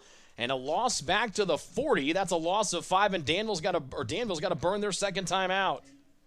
Man, what a pressure blitz by the Mavericks. 2 and 3 people. Oh, the ball came out too to boot. Well, the referee said he points to the ground, so he called it dead. But he got a guy there in Marshall. We talked about he leads them in tackles for loss at 11.5. He leads them in sacks. He's got 6 now tonight, but he's also had 2 forced fumbles on the year. That guy is a wrecker. Yes, he is. Yes, he is. He's a beast, too. I love the pressure that the Mavericks are showing on defense here. Now, that being said, Mavericks know they got to pass. So, as a defensive lineman, man, I love this time. Pin your ears back and go, Pin your ears back and go. You got one guy in focus, one guy you're going after, and that's Mr. QB. And Mr. QB knows you're coming after him. So, you throw away the run because you know they're going to pass, got to pass. So, you're just flat out going to the quarterback. And for Danville, that's got to hurt because their running game has been so effective, averaging over 5 yards per pop, but you can't run it with 26 seconds unless you really bust one. And it's tough to run it when you're behind, too. So here's 3rd and 15 back of their own 40. Ward trying to find some positive yardage, finds a little in-cut to Rector, and he's pulled down by the back of his jersey. So he gets that sack yardage back, tackle on the play by Clayton Wilson. And now McCutcheon calls a timeout here, Jan, with 19 seconds left, and they want to force Danville to try to punt this thing here on 4th and 10. Interesting call by McCutcheon. 19 seconds left on the clock. They think they got a shot at one more ball. Mm-hmm. I like it. I like the thinking, because these are 2 teams are just pulling out all the stops to find a way to win. Yeah. Sometimes it's risky, doesn't matter. When you need a win, sometimes you got to take the risk. Danville has lost 2 out of their last 3. McCutcheon has lost 3 in a row and 4 out of their last 5. The 2 teams combined tonight, you can see the records there on your screen. They're a combined just 5-9 on the year, but you wouldn't expect that with 2 teams coming in like they are as how well they've played tonight here in the first half. I've been impressed with McCutcheon's defense and their offense. Yep. I think they have come out and really played sharp. We have not seen them. We look, we study, all those types of things. You look at their schedule, you see who they played, what they've done. You go, man, it's been tough. But they've been pretty sharp, right? Really sharp. Yeah. This does not look like a team that scored 7 points each of the last 2 weeks. And their head coach, Josh Strasser, when we talked to him earlier this week, he was really confident about how they were playing. They had not hung their heads on what's been a tough year for the Mavericks, and they're really paying off what their coach was hyping up earlier this week. He teaches and preaches, be one of those teams that surprises everybody because you are clearly under the radar. Go out and shock the world. Danville looks like they might go for it here on 4th and 10. Just a 3-man front and a pooch punt for Carter Ward. Josh Call, the safety. You saw him in the middle of your screen waving everybody away. Danville trying to wave that ball to keep not only the yardage on the punt, but also try to burn a couple more precious seconds off of the clock here in the first half. But a punt. And, Jan, that's our first punt since the 7:44 mark of the first quarter. Now, I'm not going to predict what's going to happen here because this is not a game where you can predict what's usually going to happen because both these teams understand they can't be predictable tonight. McCutcheon out of timeouts. They have been fantastic here, particularly Carson Smith has completed his last 6 passes in a row. The story of the game so far, Keegan Rice. Three touchdowns in total and a pick. Would we be shocked if McCutcheon threw a fly pattern here? No, probably to Rice or Johnson Jr., yeah. They'll go to the victory formation, and they'll take the knee, and they'll gladly go into the halftime break up 6. Yeah, absolutely. They got the lead. They got momentum. They played really well. That's a whole lot to talk about at halftime. That'll be coming up next here on the ISC Sports Network. At the break, McCutcheon has scored 13 unanswered. Thanks to that man, Keegan Rice. He has all 3 of the touchdowns. This catch right here from 29 yards have given the Mavericks a 20-14 lead at recess here on the ISC Sports Network. Food, shelter, fast Wi-Fi. It's all we really need. Good thing Endeavor has the fast, reliable internet it takes to power all the Wi-Fi hungry gadgets in your home. All at once. With speeds up to 10 gig, get smooth HD streaming video, gaming, music, and surfing, all with no waiting, no buffering, no kidding. Call or click WeEndeavor.com and upgrade to Indiana's fastest internet today. At Mulberry Telecommunications, it doesn't matter whether you play from home, learn from home, or work from home. We have you covered with fiber fast internet. Whether you video chat to stay connected with friends and family, or operate a small business, you can do so with the reliability that Mulberry Telecommunications fiber internet provides. From streaming video to regular web surfing, the possibilities really are endless. And that's a reason for all of us to celebrate. Packages start at just $49.95. Visit mintel.net to sign up today.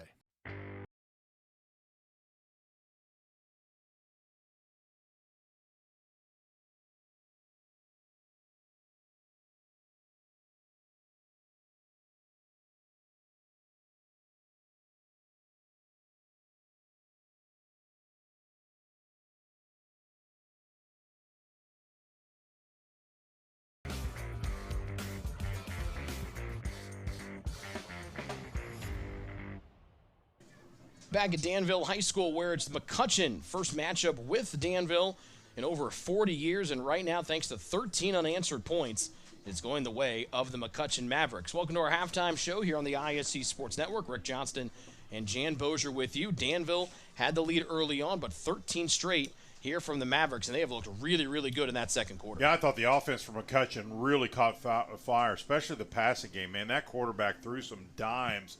Those weren't just easy pass plays. Those were fantastic pass plays. Key is he had tons of time to throw the ball because those were long passes, and you have to have time to throw those. And, boy, they got on fire. They got in a rhythm in the passing game and just really changed the complexity of this first half. Last week, McCutcheon lost 34-7 to Terre Haute South. They gave up 4 sacks last week. Tonight in the first half, Jan, none for their quarterback in Smith. Well, on the other flip side, I thought that McCutcheon's defense, pressure-wise, picked it up a little bit too. Danville's got to come back out and play some more inspired football. You looked at Danville, they were so good rushing the ball. They've averaged over 5 yards per carry between their 2 top guys in Vu and Hood. But when they had to go to the air, Carter Ward, that protection broke down. He's been sacked already twice tonight, particularly on that last drive where it looked like they might get a little bit of something going, but it was Marshall again that came up and got a second sack in the night. And of course that's a period of time where, we talked about it. McCutcheon knew they had to throw, so it's a little bit different, but the key for Danville is their defense has got to stop allowing the big plays. They talked about Coach talked to us about it. They had them against Lebanon last week. They've got to tidy up the defense. They really do. Danville trying to avoid dropping their second game in a row. McCutcheon trying to snap their 3-game losing skid. Right now it's the Mavericks on top at halftime here on senior night for Danville with the marching Warrior band on the field to entertain the fans here at halftime at Danville High School. We're back with more next here on the Halftime Show on the ISC Sports Network. Again? Tortured by technology? Have no fear. Endeavor is here with Speed Geeks. Our Speed Geeks are expert technicians ready to rescue you from technology troubles. Our experts are here to get and keep your Wi-Fi running properly. We'll even make sure all of your devices stay connected. Give us a call or visit weendeavor.com to see if you're in our service area. Endeavor Communications, technology for real people. Countdown 3, 2, 1.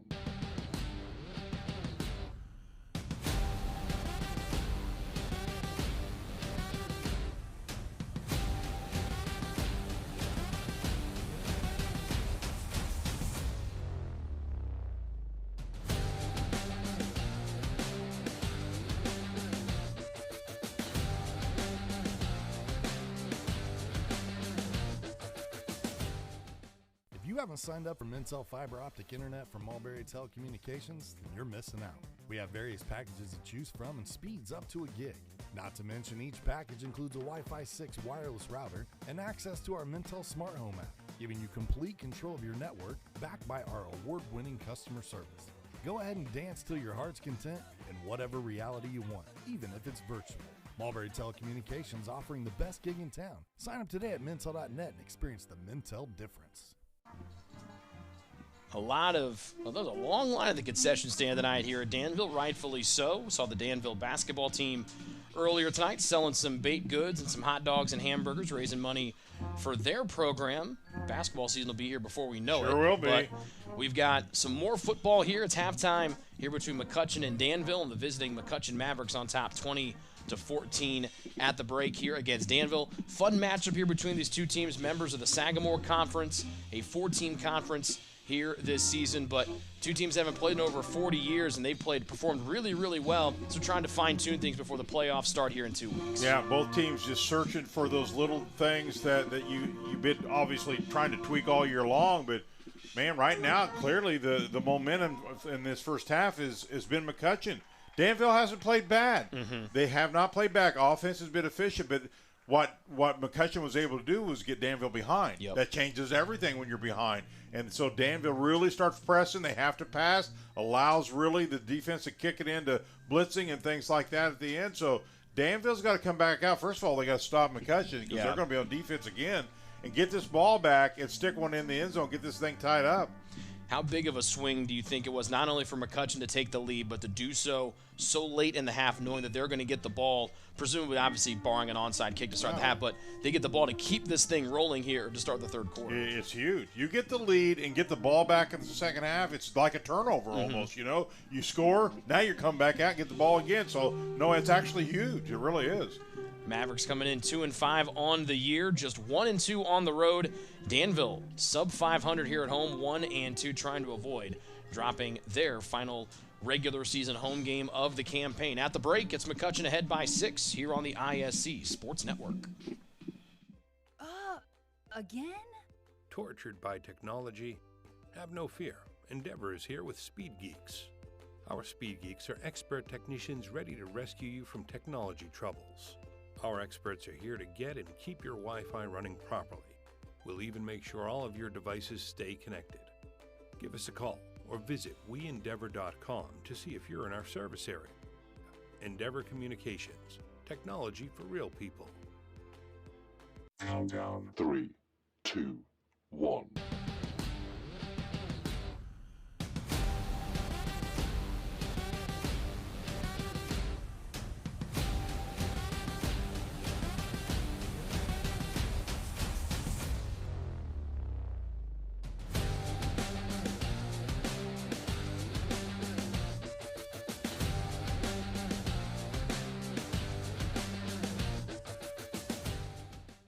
At Mulberry Telecommunications, it doesn't matter whether you play from home, learn from home, or work from home.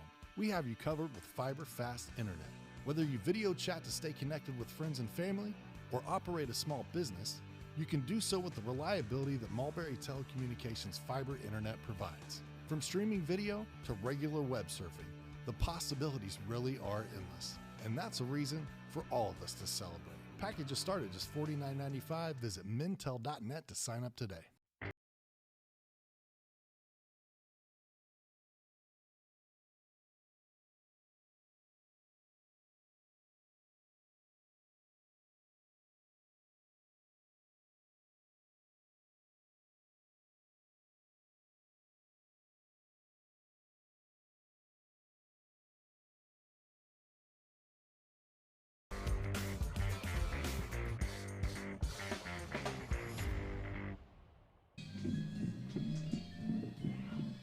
The musical stylings of Queen tonight performed by the Danville Marching Band. Good job. They sound good. I've been waiting for Freddie Mercury to walk out here and sing at the 50-yard line as the Warriors perform here at half. Their team down by 6 here at the break. Let's take a look at those first half highlights. And Jan, both teams were forced to punt on their opening drive of the night. Then after that, we had 4 straight scoring drives between the two teams, and it was Danville that got on the board first. Shipley, the only man to catch passes tonight for the Warriors. Yeah, I thought both teams come out. Defenses, I thought early kind of shut the offenses down, but it seemed like once the offenses caught fire, it was all offense in that first half. Carter Ward on the direct keeper, but then here's the star of the first half for both teams. Keegan Rice got a bunch of carries here. He had 2 rushing touchdowns. He had all 3 scores for the Mavericks in that first half, and that tied the game at 7. Here, Rice got mossed up and over by Mason Shipley for the touchdown catch. That one was from 29 yards out, but then a nice long play, and then you talked about those passes there from Smith, and he found Johnson Jr. a lot in the first half. This one got him down to the 1. Yeah, just a great cut back inside. And, boy, he's got some speed. He gets behind defenders. Johnson Jr. with over 100 yards receiving in the first half. That's the second rushing touchdown from Rice. And there's the INT with McCutcheon down by 1 and then Rice in the backfield. And then look at this pass from Carson Smith. Wow. But that's what you want somebody to do. We talk about in deep in a season. Rice is senior, and Coach talked to us about, listen, I've never lost confidence in these seniors. If we can just get a few things going our way and get these seniors what we need, then we can still be a good football team. And the seniors have really kind of come through, right? Yeah, as we mentioned, Coach Strasser told us this senior group very special to him. They were freshmen when he got hired 3 years ago here in his 4th year. And so he said it's been a real joy watching them grow as both players on the field, but also young men off of the field as well. And they're trying to end their high school careers on a high note. They're ahead by 6 right now, scoring 13 unanswered points. As we're sitting here at halftime here, McCutcheon on top 20-14 on the ISC Sports Network. We've all heard the question, if a tree falls in a forest, does it make a sound? Honestly, we're not sure either. But what we do know is that if it falls in your yard, it usually leaves behind an unsightly stump that you'll be stuck mowing around. At JXN Stump Solutions, we'll get rid of that stump for good, and here's the best part. We offer free estimates, so you'll know the cost before the work begins. We deliver quality work from a professional, locally owned company with a commitment to leaving your property cleaner, safer, and stump-free. Contact us today at 242-9523. At JXN Stump Solutions, we're rooted in service and driven to remove. The Willow Creek Barn has been voted the best of weddings on the Knot for 4 years running. The Willow Creek Barn has earned its reputation for a reason. With breathtaking grounds, a stunning barn, and a staff that goes above and beyond, making sure that every detail is perfect, your wedding day will be seamless, joyful, and unforgettable. From the first look to the last dance, your happily ever after starts here. To book your dream wedding, visit thewillowcreekbarn.com.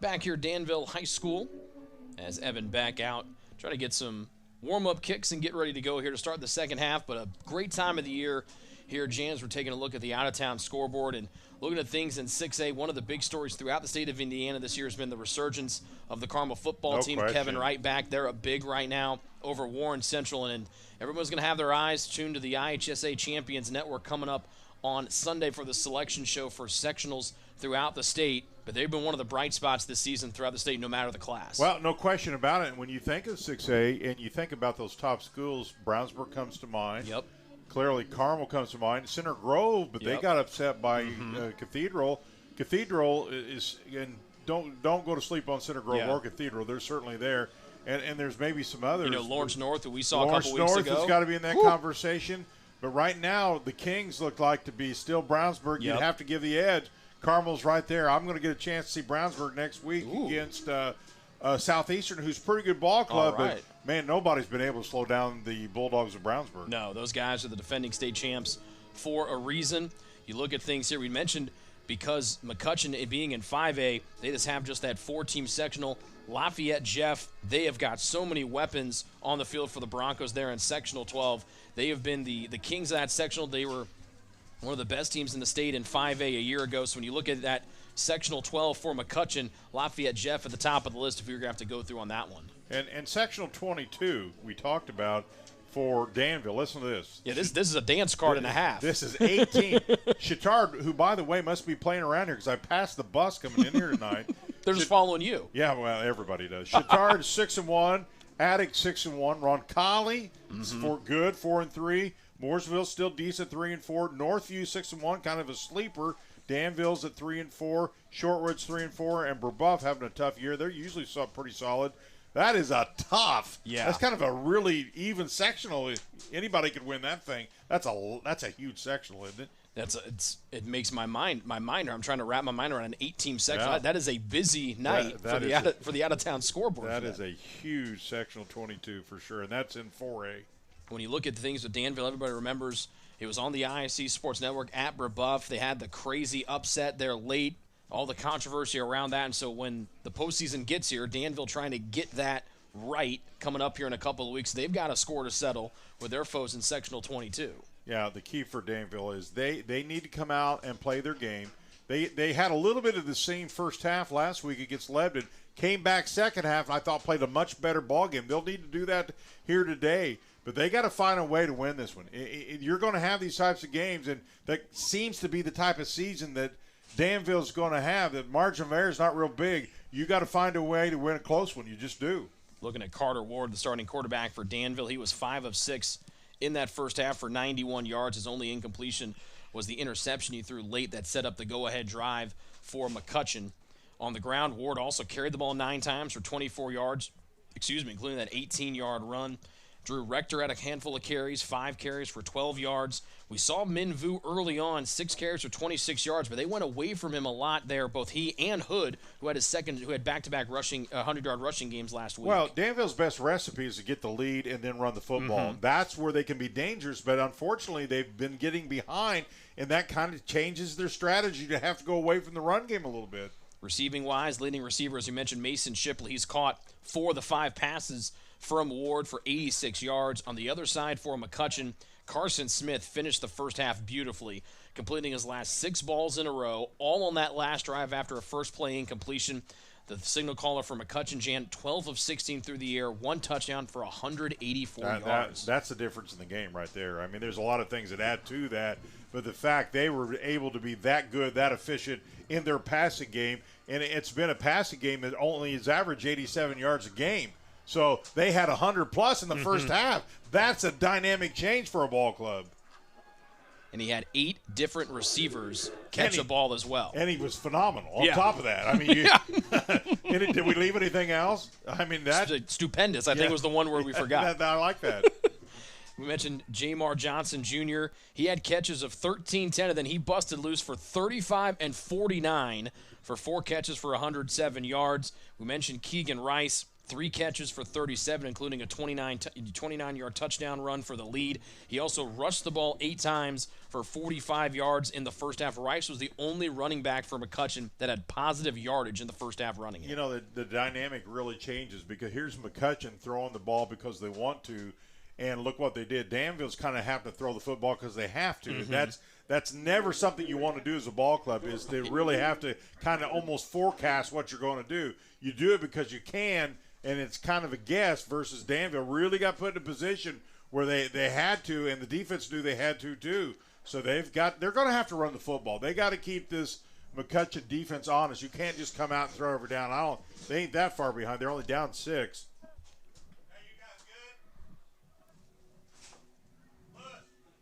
About to start the third quarter here. Both teams back on the field as Danville will kick off to McCutcheon. What do you expect to see here? How happy do you be if you're McCutcheon and head coach Josh Strasser and co-offensive coordinator Nate Demo, as you guys were fantastic, having over 200 yards of total offense in the first half? Well, we'll see. We'll start with the Danville side of this. What adjustments you make on defense?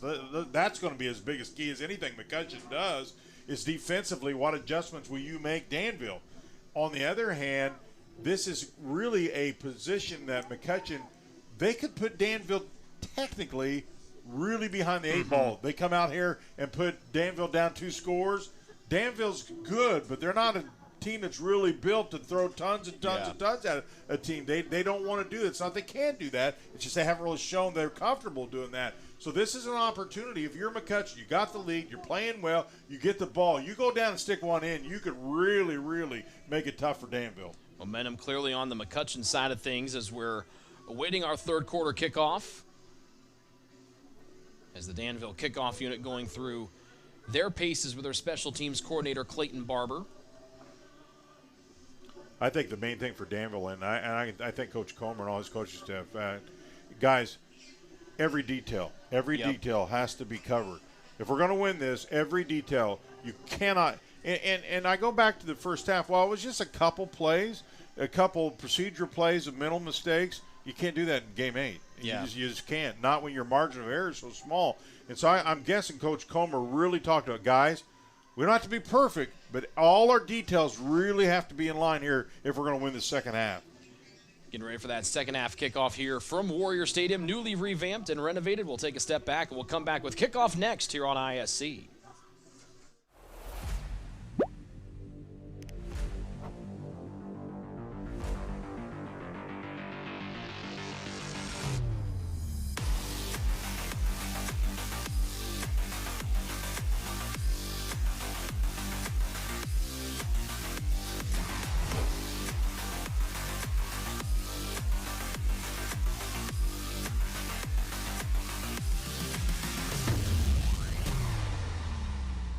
If you haven't signed up for Mintel Fiber Optic Internet from Mulberry Telecommunications, then you're missing out. We have various packages to choose from and speeds up to a gig.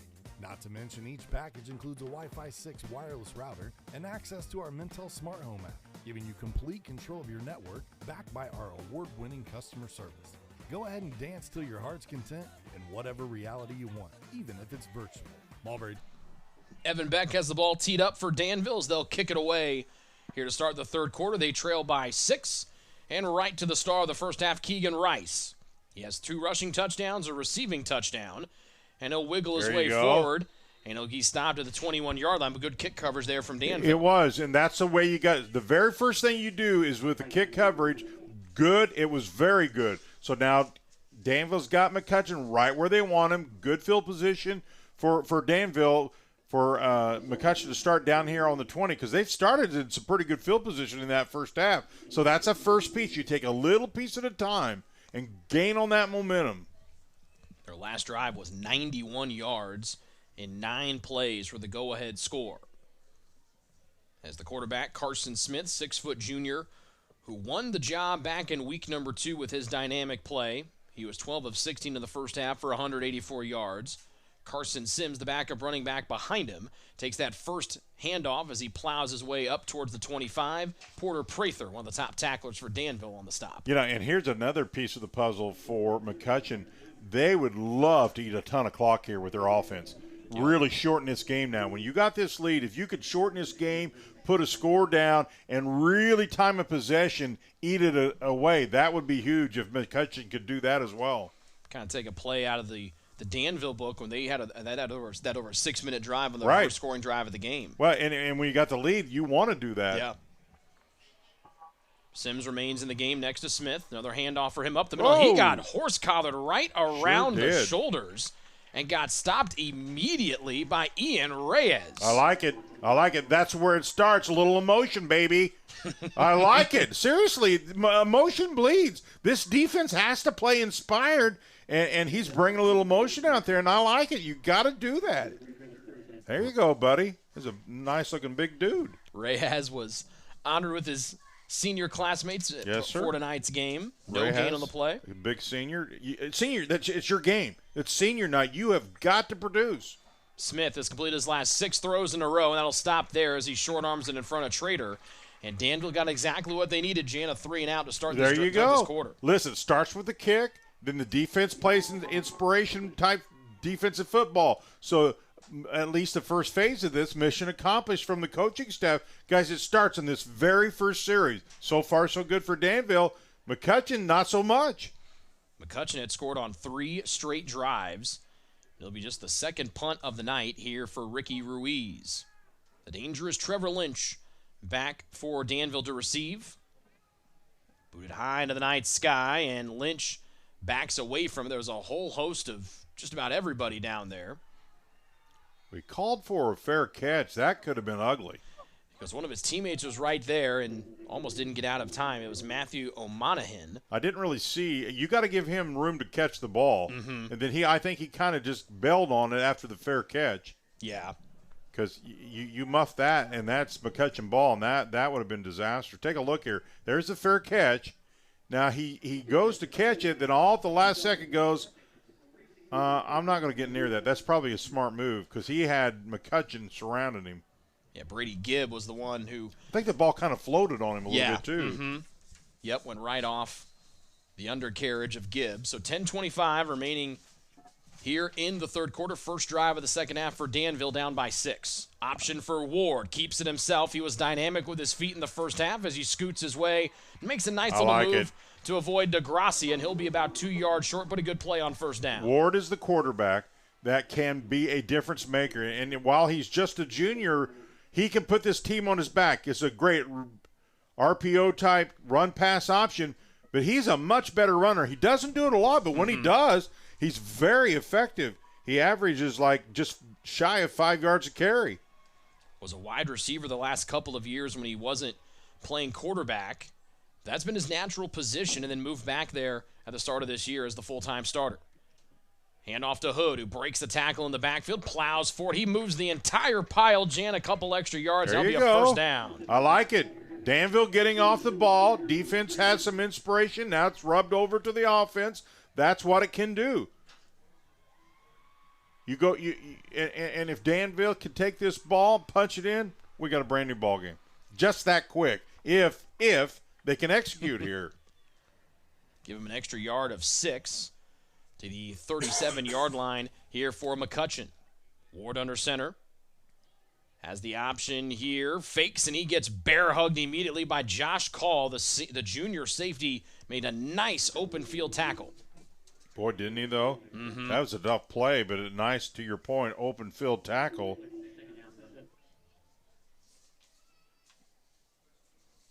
A gain of 3 there for Ward on his 11th carry of the night from that quarterback spot. Ward's very comfortable running the option. He's every quarterback's not comfortable. You have to know when to draw the defense, when to pitch, when to fake, and he seems very comfortable in the option.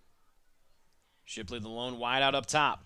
Rector pitch, hands off to Lynch. A lot of misdirection, and now there's some open room for Lynch, who's been great on kickoff returns tonight, and he'll get another Danville first down. This to the McCutcheon 25. Yeah, a little inside reverse play, a little razzle-dazzle by Danville to see if they can all they need is one person to be sleeping. Pretty good penetration. It's not bad yard enough for a first down. Danville on the move. Case Roulette saves a long run there. So give him an extra yard to the 24. That's a gain of 10 on the misdirection play. Lynch is a wing back to the left. 2 wide for Ward. Gives to Vu. His first second half carry doesn't go anywhere. Mac Leonard, the backup outside linebackers, played a lot tonight. 9 and white here for McCutcheon. Got the penetration. Well, he was their leading tackler come in to deny with 58, and he's had multiples tonight. Just really good penetration. A loss of 1 back to the 25. Here you see the handoff, and boy, he just weasels his way through a lot of bodies and makes the tackle. That's an outstanding job. Motion man Rector getting the pitch Looking to get an outside block, a stiff arm, and he's going to lose more yardage. A loss of 5 back to the 30, and a couple different Mavericks came up. It was Clayton Wilson for the tackle, but 3 guys there. It was, and that's kind of Danville. Danville is make 2 really good plays, and then you have that. And Coach talked to us about that. That's kind of been the thing that's really, really kind of haunted Danville this year. And now all of a sudden everything going good. Now you're third and about 18. Yeah, that big run by Rector after the great field position starting at your own 49, but way behind the sticks here on 3rd and 16 from their own 30. It's Ward time. He's got to make a play. Ward throws, finds his top target in Shipley, makes a first man miss. Ripping out the ball was Rice, as Shipley leans out to the 20. They'll say he stopped at the 21, so still some ways to go here on 4th down. Interesting what Coach will do here. Good field position, 4th and about 8, maybe out of his field goal kicker's range. He's going to talk about it is what I think he's going to do. And that's be interesting what he draws up here. This is a big time of the game for him. He's going to earn his money here. Because what do? You hate to turn it back to McCutcheon with nothing to show for it. Yep. Don't know the field goal kicker's only kicked a couple, and this may be out of his range. He doesn't have anything near this long.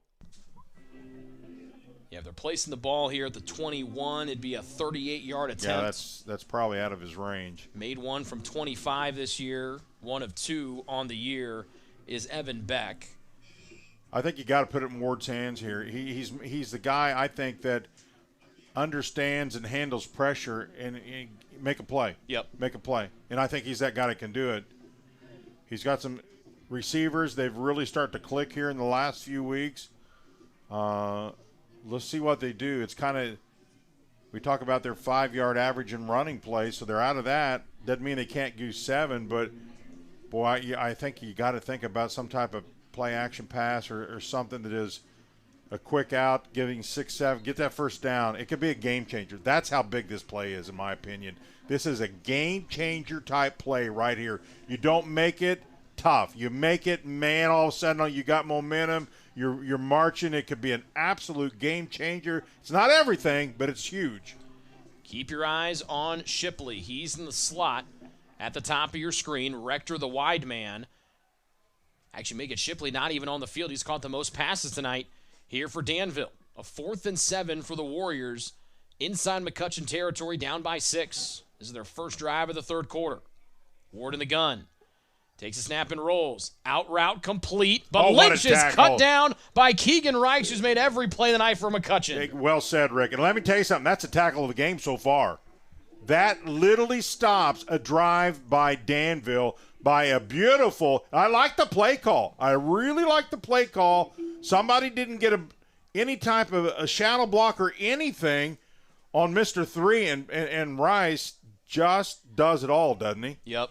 He's the guy on offense. He's the guy on defense. You talking about a senior coming to a game to play? Mr. Rice is that guy, right? Yeah, that's right. Man, he's making plays on defense. He's making them on offense.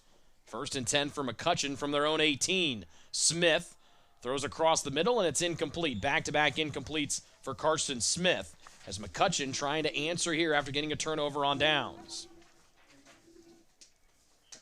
Now, if you're Danville, you've got to stop McCutcheon right here and try to handle the field position. This got to be a field position game for Danville. They need to get a stop. McCutcheon understands that as well. A couple first downs here, and they're going to feel a little bit better about what they need to do. Getting stopped 3 yards short, or 4 yards short, was Danville on that tackle by Keegan Rice. Smith moves his tight end Walden to the right of the formation. He'll give Walden the handoff, who's done this before. Now he rumbling into the secondary and stopped by Prather before he could really hit the gas at around the 40. What a great block up front. It all starts. Take a look at this hole. See, there's the trap. And literally he follows his blockers. And just a really nice rush by Walden. Another senior, and no bigger play than that to get a huge for a first down. McCutcheon finds the play they need to get him a little room and a first down. Wow. 18-yard carry. His longest one before that was 8. And McCutcheon's been that team that when they needed it, they've got it tonight. And case in point right there. Smith in the shotgun, dropping back. Great protection. Pump fake. Now that protection breaks down. Rolls, throws across his body, and it's short. So he tried to connect with Braden Gibson. Incomplete. Man, down to 6:22 here in the third. Moving quick. Yes, it is. Just a 6-point ball game. Still anybody's ball game. The key for Danville, they can't allow McCutcheon in the end zone again. I mean, that makes it tough. Not impossible. It makes it tough because right now it's still anybody's game. I mean, a touchdown, an extra point. They got the lead just like that. So it's still anybody's game right now. But how about Keegan Rice putting his imprint? My word, he's had a game and a half. But Coach liked him, didn't he? Yeah. He goes, dude, you guys don't understand how good this guy is. He might like him more after tonight. Yeah, well, we do too. Well, I mean, we've not been able to see him. It's easy for coaches to say that, but he put exclamation marks around this kid. I mean, he built him up pretty high, and I'm going, ooh, be careful now. And, man, he is not disappointed in the coach, has he? No, he is not. Jackson Lancaster, by the way, back out there at quarterback. He's gotten a lot of snaps here tonight. We have not seen Jake Van Skoyek, the senior backup quarterback who lost out on the quarterback job earlier. But we'll step aside for 30, come back. It'll be 2nd down and 10 for McCutcheon here on ISC.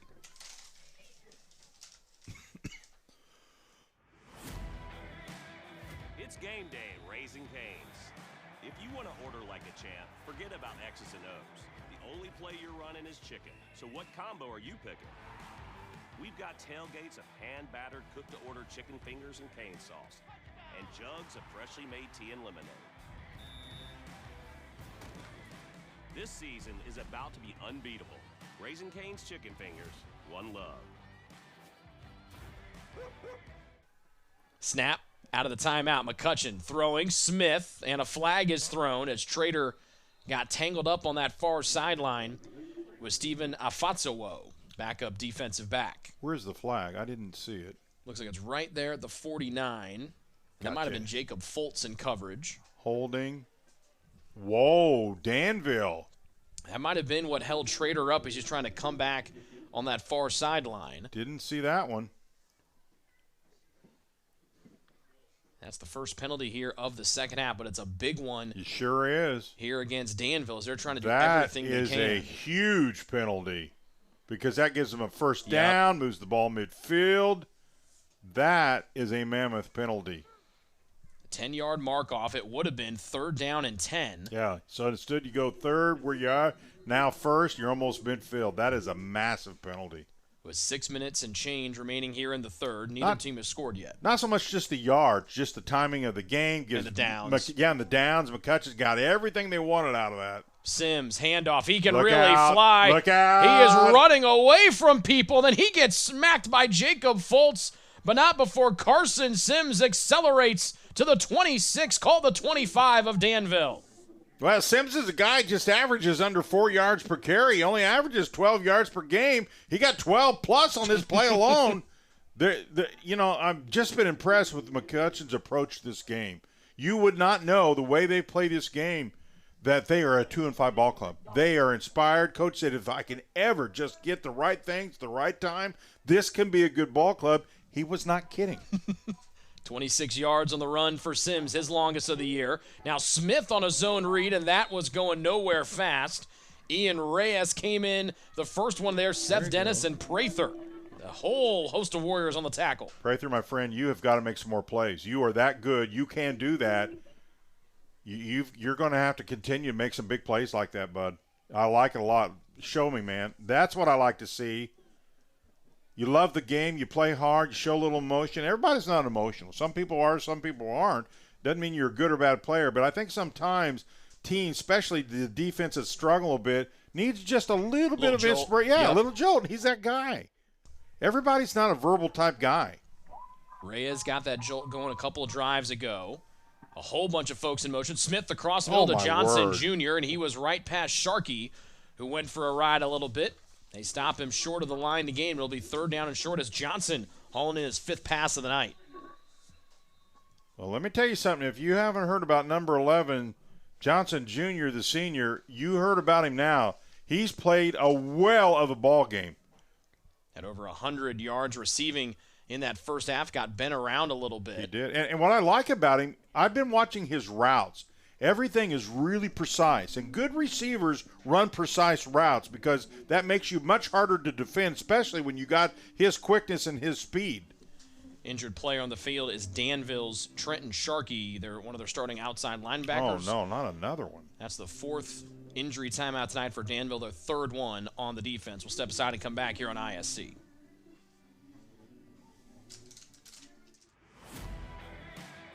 It's game day at Raising Cane's. If you want to order like a champ, forget about X's and O's. The only play you're running is chicken. So what combo are you picking? We've got tailgates of hand-battered, cooked-to-order chicken fingers and cane sauce, and jugs of freshly made tea and lemonade. This season is about to be unbeatable. Raising Cane's Chicken Fingers, one love. This game is proudly sponsored by Endeavor Communications. Endeavor Communications doesn't just provide ordinary old internet service. Their blazing fast, high-speed, fiber-based service is a game changer. Don't settle for less. Switch to Endeavor for the winning play and connectivity. Visit WeEndeavor.com or call 1-800-922-6677. Endeavor Internet, your fiber connection, your victory. We've been with Endeavor for a long time now. Yep. We've been coming to this area. Absolutely love Endeavor. Thank you for doing what you do and allow us to be a part of that. They are such great people and do a great job. Really, really go support Endeavor because, listen, they care, and that's why we get to do these games in this area. A lot of that is Endeavor for sure, right? Big supporters of high school football and high school athletics at multiple high schools throughout their coverage area. And, again, they're looking at Trenton Sharkey, and you saw in that replay after the catch and run from Jamar Johnson Jr., Sharkey was the man covering him, and you saw him holding his left shoulder after he made that tackle. But it's been a tough night. We mentioned the 4th injury timeout for Danville this evening, 3rd one on the defensive side of the ball. Good news, though, Cale Quick has come back, the defensive tackle that got banged up a little bit back in that first half. But for Danville, it has been tough, particularly here defensively, trying to slow down that McCutcheon offense, and having some injuries has not helped them here to boot. No, it sure hadn't. We hope the absolute best for this. This is not what you want to see. It's just been one of those games that some things have just really kind of haunted Danville. And here's another player that, well, hopefully everything's okay, but he's they're just trying to get everything, make sure he's okay, give him plenty of time to catch his breath. Yep. Make sure he's okay. We're not going to speculate how good or bad anything is, but they'll take their time, and they should. All the time he needs to compose himself, assuming he can get back up. If not, the medical people will be right there. Package number 3, McCutcheon. We mentioned the night for Keegan Rice. Let's take a look at his highlights. He has done a little bit of everything and a whole lot of something tonight. He's been the man, 5 carries for 45 yards on the ground. And, Jan, he got it going early. This is his first carry. He was 19 yards out the chute. Yeah, we've hyped because the coach told us to hype on the seniors. And if I can find room for these seniors, they're going to win. And they're going to produce. Well, this young man heard the message, heard it loud and clear, because he has really put in a game and a half, along with some others. Yep. But, wow, you can't ask much more than where this guy on offense than he does it on defense. Does he play special teams? I haven't really. Not yet, but he might. The night is young. I love players like that. Those are the times that he can play at the next level. I played at the college level, and I don't care what your size are. You love people who just love the game. Because they just make plays. Well, it's a two-way guy, 5'11". Yeah, I don't know if he wants to play the next level. I do know this. I played at a small college, and he can play. Yeah. He can play. Because if you love the game and you play hard and you have his talent, you can play at the next level. There's a home for you somewhere around here. There just is. If coaches haven't started calling him, they might start calling him after tonight. We mentioned he has scored all 3 of the touchdowns tonight for McCutcheon. 2 on the ground, 1 through the air. He's mainly known as a runner, but he's one of the starting safeties as well for the McCutcheon bunch. And Josh Strasser just could not say any more nice things about Keegan Rice tonight. Again, they are taking a look at Trenton Sharkey, the outside linebacker for Danville, who suffered an injury trying to tackle Jamar Johnson on our most recent play. We'll step aside again as the sports medicine staff continues to take a look at Sharkey. We've all heard the question, if a tree falls in a forest, does it make a sound? Honestly, we're not sure either. But what we do know is that if it falls in your yard, it usually leaves behind an unsightly stump that you'll be stuck mowing around. At JXN Stump Solutions, we'll get rid of that stump for good, and here's the best part. We offer free estimates, so you'll know the cost before the work begins. We deliver quality work from a professional, locally owned company with a commitment to leaving your property cleaner, safer, and stump-free. Contact us today at 242-9523. At JXN Stump Solutions, we're rooted in service and driven to remove. The Willow Creek Barn has been voted the best of weddings on the Knot for 4 years running. The Willow Creek Barn has earned its reputation for a reason. With breathtaking grounds, a stunning barn, and a staff that goes above and beyond, making sure that every detail is perfect, your wedding day will be seamless, joyful, and unforgettable. From the first look to the last dance, your happily ever after starts here. To book your dream wedding, visit thewillowcreekbarn.com.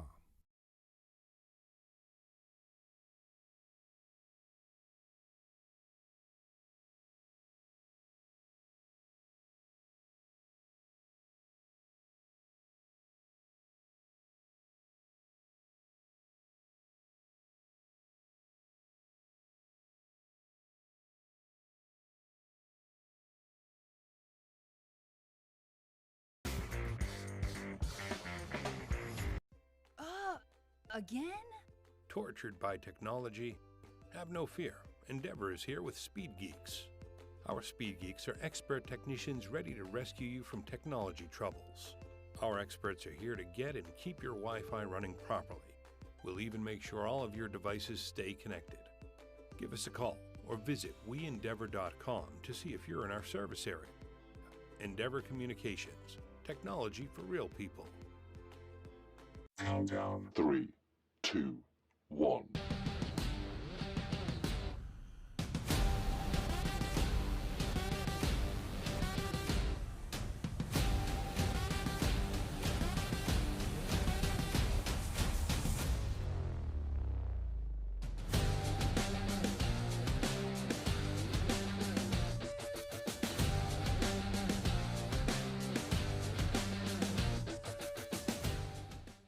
At Mulberry Telecommunications, it doesn't matter whether you play from home, learn from home, or work from home.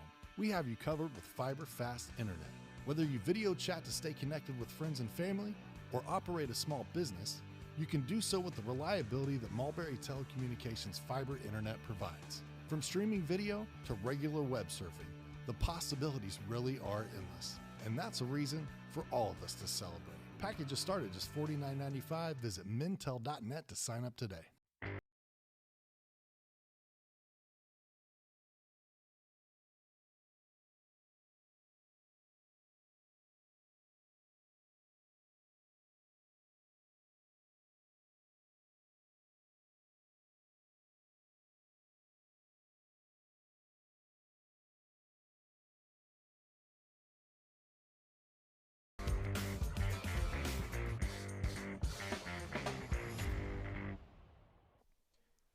Back here at Danville High School, where our game has been stopped for an injury to one of the Danville defensive players. It's 4:55 left to go in the third. A completed pass to Jamar Johnson Jr.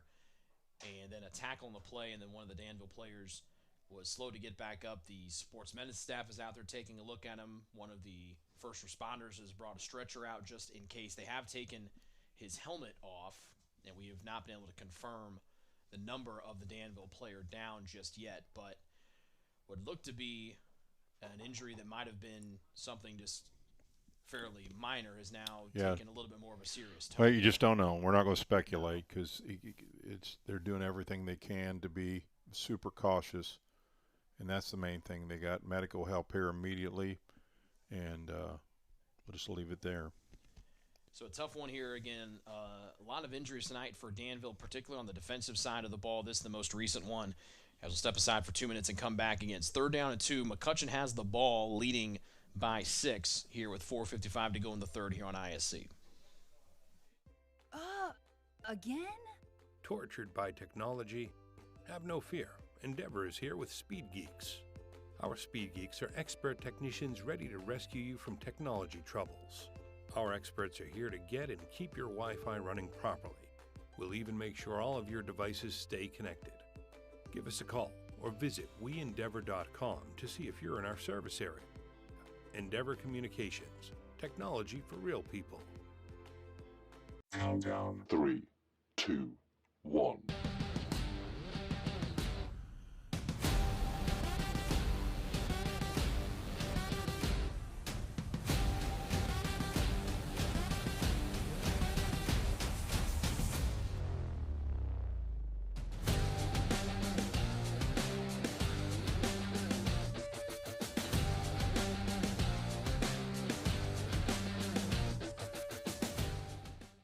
At Mulberry Telecommunications, it doesn't matter whether you play from home, learn from home, or work from home.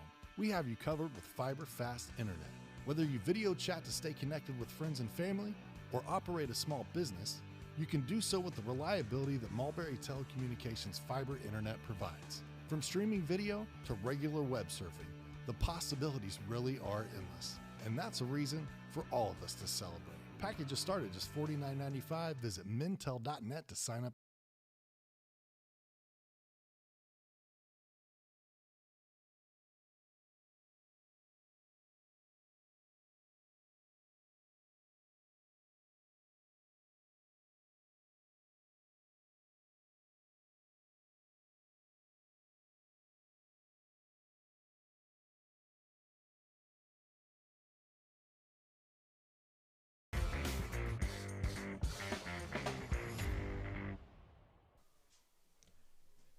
Situation continues to develop here at Danville High School. One of the defensive players for Danville injured on a tackle. Again, I've not been able to confirm the number of the injured Warrior player yet, but our stoppage, Jan, has been going on for a while, which, again, we thought this may be a stinger or something like that, but it's evolved into something a little bit more serious. We did see them bring the stretcher out there as they continue to monitor and take a look at things here of the injured Danville player. 42 Yeah. white. Yeah, we're just not going to speculate because we just don't know, and so we just our thoughts are with him. And the key is Danville's medical staff was immediately out on the field. The emergency crews are here, so they're just going super slow, which is what you do. Is protocol is take everything super slow. We don't know what he heard. Not going to speculate on that either. So our just wishes and and prayers with him and his family that it turns out not to be whatever, the best for him at the end of the day. Again, we have been told from some of the supervisors here that it is number 42, Trenton Sharkey, the sophomore outside linebacker for Danville that was injured on the play there. He was the one that was covering Jamar Johnson Jr. in coverage and then tried to get back up. We saw him on the replay trying to taking his left hand and holding his right shoulder. And again, one of the firefighters brought out a stretcher. Some of the members of the Danville sports medicine team and the coaching staff out there as well, trying to take a look and make sure everything is okay here with Trenton Sharkey. Again, has stopped our game for about 10 to 15 minutes or so. It's been a tough night here for Danville. Obviously, they jumped out to that 14-6 lead. Everything kind of going their way. 3 straight scores to end the half for McCutcheon offensively. And then things have just stopped here again with everybody's focus, rightfully so, on the well-being of linebacker Trenton Sharkey.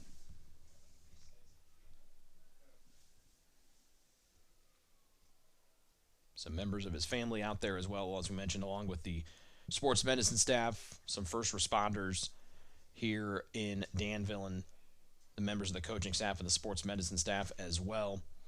We knew it was a serious moment, obviously, with the player down for as long as he was, but when we saw all of the teams, both teams take a knee on their sidelines, that's when you really knew things were more serious than what we initially thought.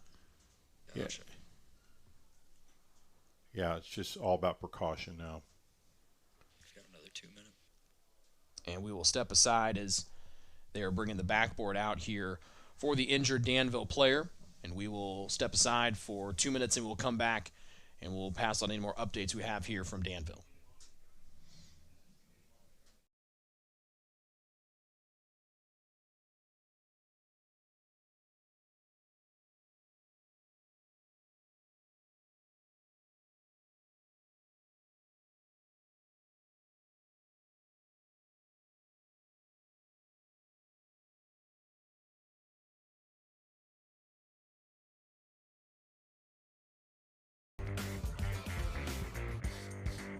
We've all heard the question, if a tree falls in a forest, does it make a sound? Honestly, we're not sure either. But what we do know is that if it falls in your yard, it usually leaves behind an unsightly stump that you'll be stuck mowing around. At JXN Stump Solutions, we'll get rid of that stump for good, and here's the best part. We offer free estimates, so you'll know the cost before the work begins. We deliver quality work from a professional, locally owned company with a commitment to leaving your property cleaner, safer, and stump-free. Contact us today at 242-9523. At JXN Stump Solutions, we're rooted in service and driven to remove. The Willow Creek Barn has been voted the best of weddings on the knot for 4 years running.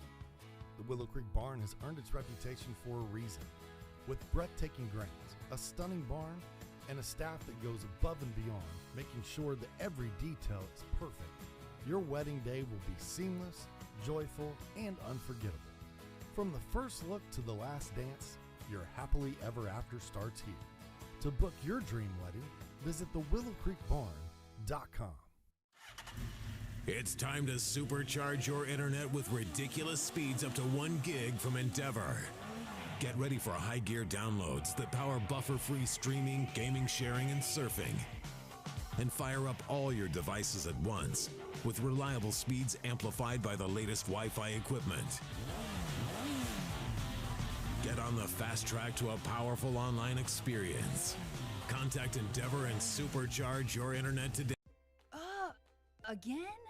Tortured by technology? Have no fear. Endeavor is here with Speed Geeks.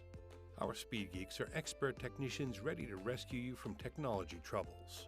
Our experts are here to get and keep your Wi-Fi running properly. We'll even make sure all of your devices stay connected. Give us a call or visit weendeavor.com to see if you're in our service area. Endeavor Communications, technology for real people. Countdown. 3, 2, 1.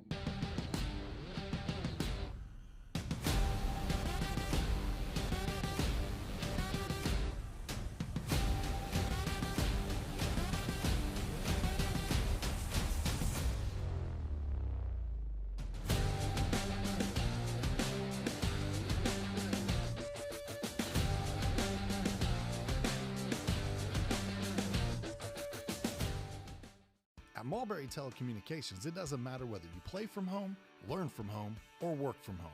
We have you covered with fiber-fast internet. Whether you video chat to stay connected with friends and family, or operate a small business, you can do so with the reliability that Mulberry Telecommunications fiber internet provides. From streaming video to regular web surfing, the possibilities really are endless. And that's a reason for all of us to celebrate. Packages start at just $49.95. Visit mintel.net to sign up today.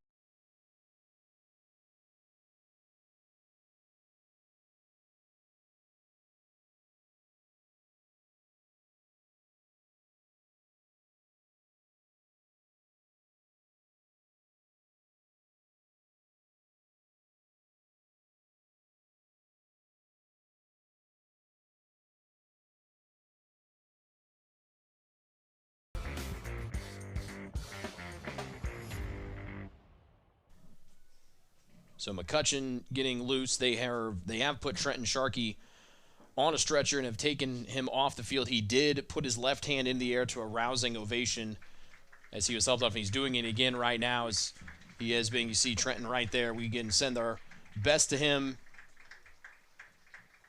as his entire team ran over to show him love and support. A lot of prayers on both sidelines for Trenton after he went down there, but good to see him able to put his hand up in the air and acknowledge his teammates and the opposing team and McCutcheon and the fans here as well before he goes off to a local hospital. So both teams going through a little bit of a warm-up period right now. Again, game stop for probably 15 to 20 minutes or so. Again, it'll be a 3rd down and 2 here for McCutcheon, and it's a real bummer for Danville. Again, they had been trying to get back into this game. One of your starting linebackers goes down with that injury, and then it's just kind of this has been an unfortunate set of circumstances here tonight here for Danville. Yeah, it's one of those things where, once again, it's a tough deal. But that young man, I know, wants his team more than anything to, play hard. Mm-hmm. He give him a thumbs up and try to encourage him. That says a lot about him and what needs to happen. And, he's under good medical care now, and they're going to take good care of him. So this is a tough deal for sure, but somehow, some way, you got to get refocused. Yep. You just do, because when you're not focused, sometimes that helps injuries as well, so you've got to get refocused. It's tough. Been there many a times and finish this game. And so we'll see what happens here. They're giving the players some time to warm back up and to resume this game. And so this really, this is a lot about life, quite honestly, as much as about football. There's a lot of ups and downs in life too. And sometimes you got to figure out how to handle it and figure out how to adjust your thinking and go do the job at hand. And that's what both teams have to do. That's what their coaches are saying. And so we'll see how they react. So for sure, this is tough. But if you're going to play, you got to get refocused. See the huddle there for the Danville defense. They got to come out here. It'll be a 3rd down and 2. Here for McCutcheon offensively, setting up at the Danville 17-yard line. As the Mavericks trying to get our first points here of the second half. This is a little more personal for Danville, so the focus aspect is going to be challenging for them. Both teams are going to be challenged. Here we go. Keegan Rice, the quarterback, direct snap. He'll draw it up, run through the right side. It's a fumble on the play, and just scooping it up in the nick of time was McCutcheon, and that could have been the break that Danville needed, as falling on that one for the Mavericks was Mac Leonard, the backup linebacker. Yeah, and those are the types of little things. All of a sudden you had so much consistency, so many things in rhythm, and now with the stoppage, all that has to be regained a little bit. That's just a good strip tackle. Prather got his hand in there, and of course that's not surprising. He has his hands everywhere. But he got in there and stripped that ball loose. This is a big series. On top of being refocused here for Danville, listen, they're down in the red zone now. Their backs are against the wall, and this is going to test you as much mentally maybe than you've been tested all year, but you got to figure it out. Carson Smith back in the pistol at quarterback. Looking to his left the whole way, and a big miscommunication between he and Braden Gibson. Gibson came inside and stopped about 5 yards short.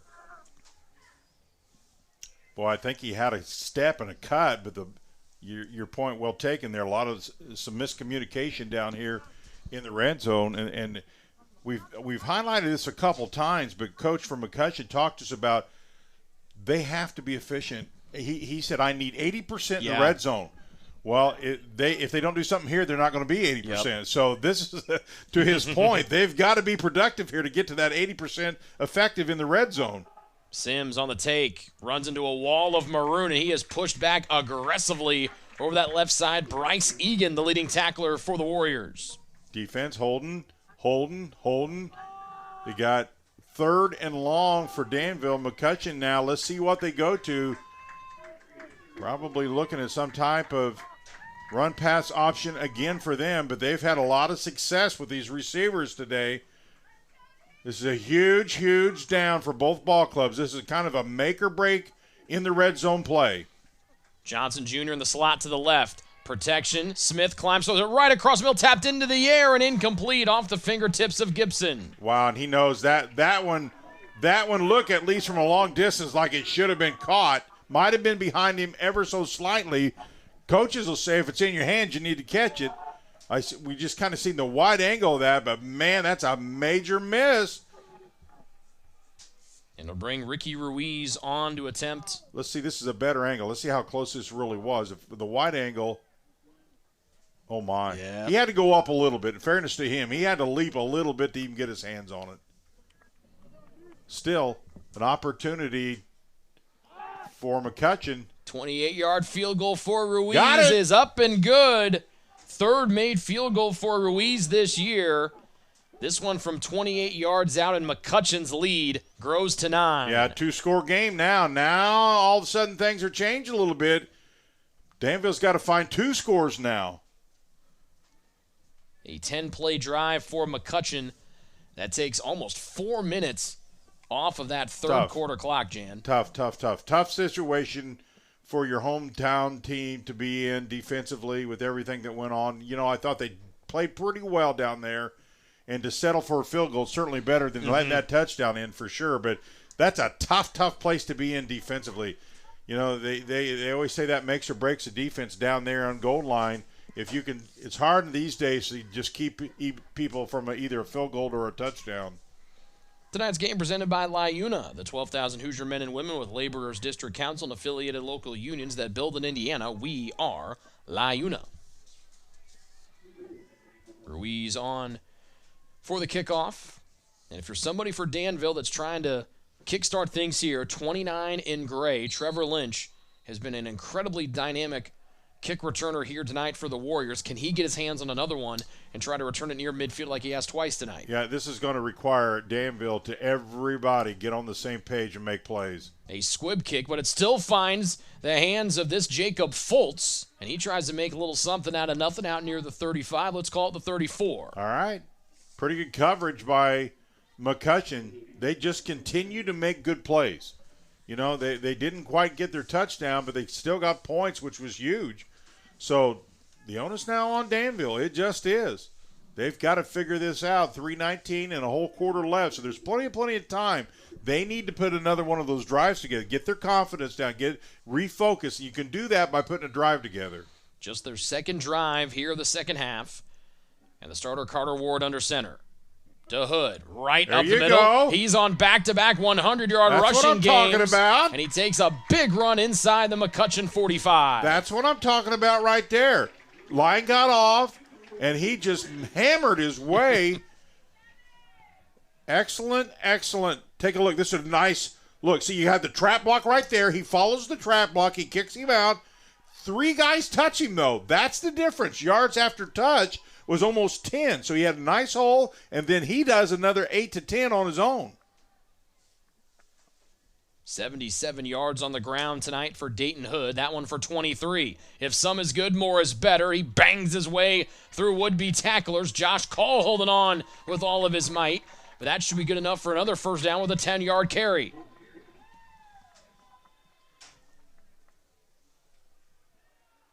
And he gets up a little gimpy. Looks like he may have twisted a leg or an ankle there. Look again, the front line, they're coming off the ball at a different level right now. That's what Danville's front line has got to do. That's the Danville front line that can make a difference.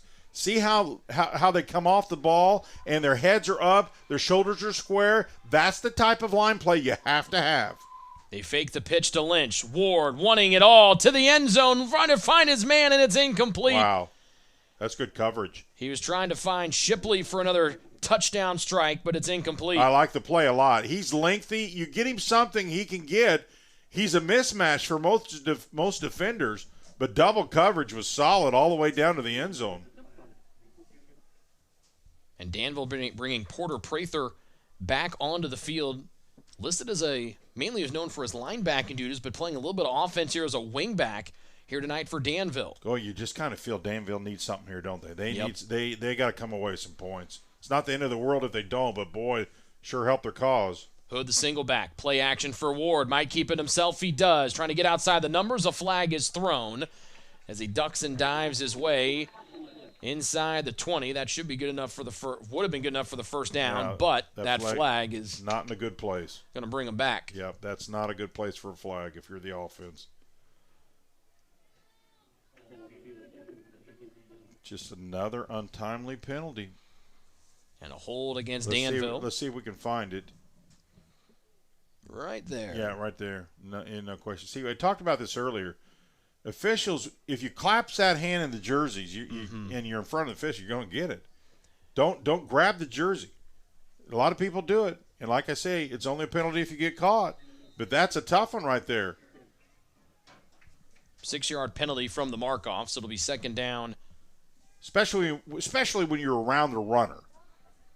It'll be second and 13, actually, with a 3-yard march back. Another handoff to Hood, and he gets almost all of those back. Got him back and more. It'll be a gain of 5. It'll be third down and 8.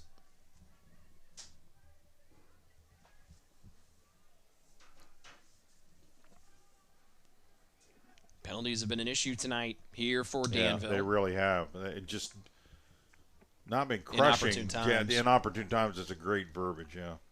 90 seconds left to go here. Play action, Ward. One a little pop pass across the middle. He's got some room to work on the far side. Being chased down. Great decision. Look at the accelerator from Ward. Tripped up by Clayton Wilson, but Ward using his legs to move the sticks. That's a smart play.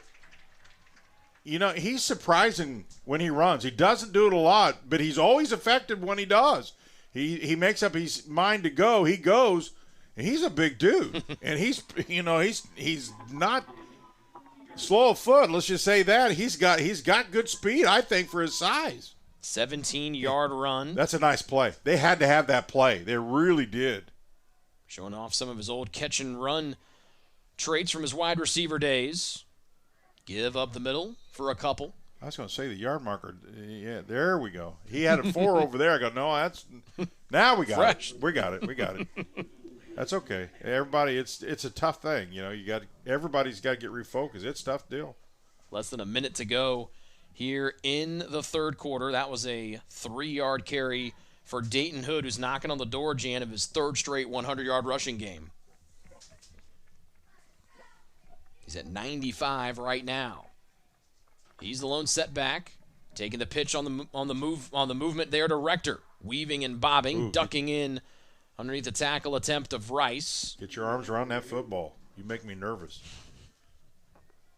Push down at the 9, and it's a gain of 2 once again, so 3rd down and 5 here upcoming for Danville as you see Rector jogging off.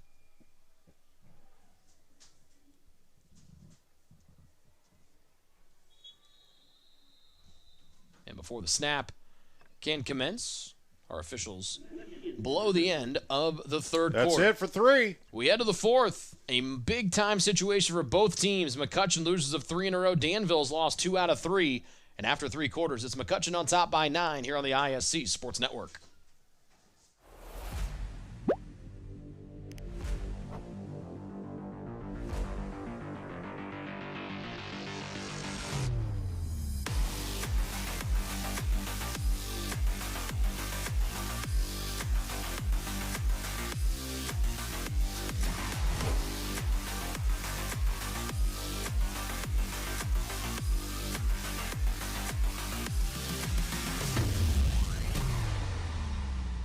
If you haven't signed up for Mintel Fiber Optic Internet from Mulberry Telecommunications, then you're missing out. We have various packages to choose from and speeds up to a gig. Not to mention each package includes a Wi-Fi 6 wireless router and access to our Mintel Smart Home app, giving you complete control of your network backed by our award-winning customer service. Go ahead and dance till your heart's content in whatever reality you want, even if it's virtual. Mulberry Telecommunications offering the best gig in town. Sign up today at Mintel.net and experience the Mintel difference. This game is proudly sponsored by Endeavor Communications. Endeavor Communications doesn't just provide ordinary old internet service. Their blazing fast, high-speed, fiber-based service is a game changer. Don't settle for less. Switch to Endeavor for the winning play and connectivity. Visit WeEndeavor.com or call 1-800-922-6677. Endeavor Internet, your fiber connection, your victory. 3rd and 5 for Danville from the McCutcheon 9-yard line. They trail by 9 to start the fourth. Carter Ward under center. Hand off to Hood, plowing his way forward. And it looks like they'll put him down at the 4-yard line, and that should be good enough for a first down. And it is, and it'll be goal to go, it looks like, or are they going to want to measure? Nope, they'll give him the first down. There you go. And it's 1st and goal here for the Warriors. It's go time. They've got everything so far what they needed to do. You come away with something here, specifically a touchdown, you are flat out right back in this thing. That also gives Hood his 3rd straight 100-yard rushing game as he's at the century mark on the nose. He exits here for Min Vu. Goal to go from the 4 for Danville. Handoff Vu, right side, tries to counter his way back up, and he'll be taken down, at about the 2-yard line. Eric Harville on the stop. Yeah, and you're in a good situation here. You don't need to do anything fancy.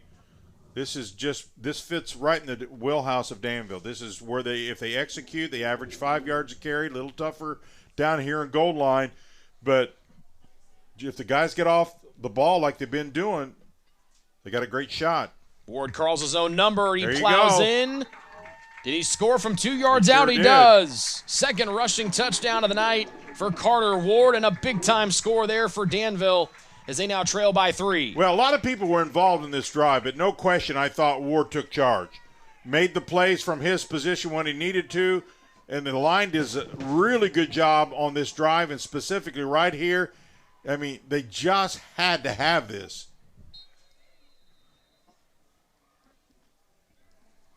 The drive that takes almost 3.5 minutes, spanning the third and fourth quarter. A low snap, but still able to boot it through for the extra point is Evan Beck. And Danville right back into this one here, Jan, down by 2. That says a lot about the character of this Danville team. Tough situation. Can't get any tougher than that. And they got focused. They know they had to. I mean, just almost shy of had to have that drive. And you talk, we talk, everybody, the coaches talk. Seniors, this is your senior night, dude. And the team, you got to lead. You got to lead by example. And everybody gang in and let's find a way to win this game. That is a huge statement touchdown for me. It says a whole lot about this school and the character of this program to be able to do that under the circumstances. And that says a whole lot. Very impressive. Again, if you're just joining us, Trenton Sharkey, what Jan is alluding to, left with an injury, was put on a stretcher. They took his helmet and his pads off, but did twice give an emphatic left fist into the air to both his teammates and the fans here to show that he was able to hear them and that he was feeling okay, but was taken to a local hospital.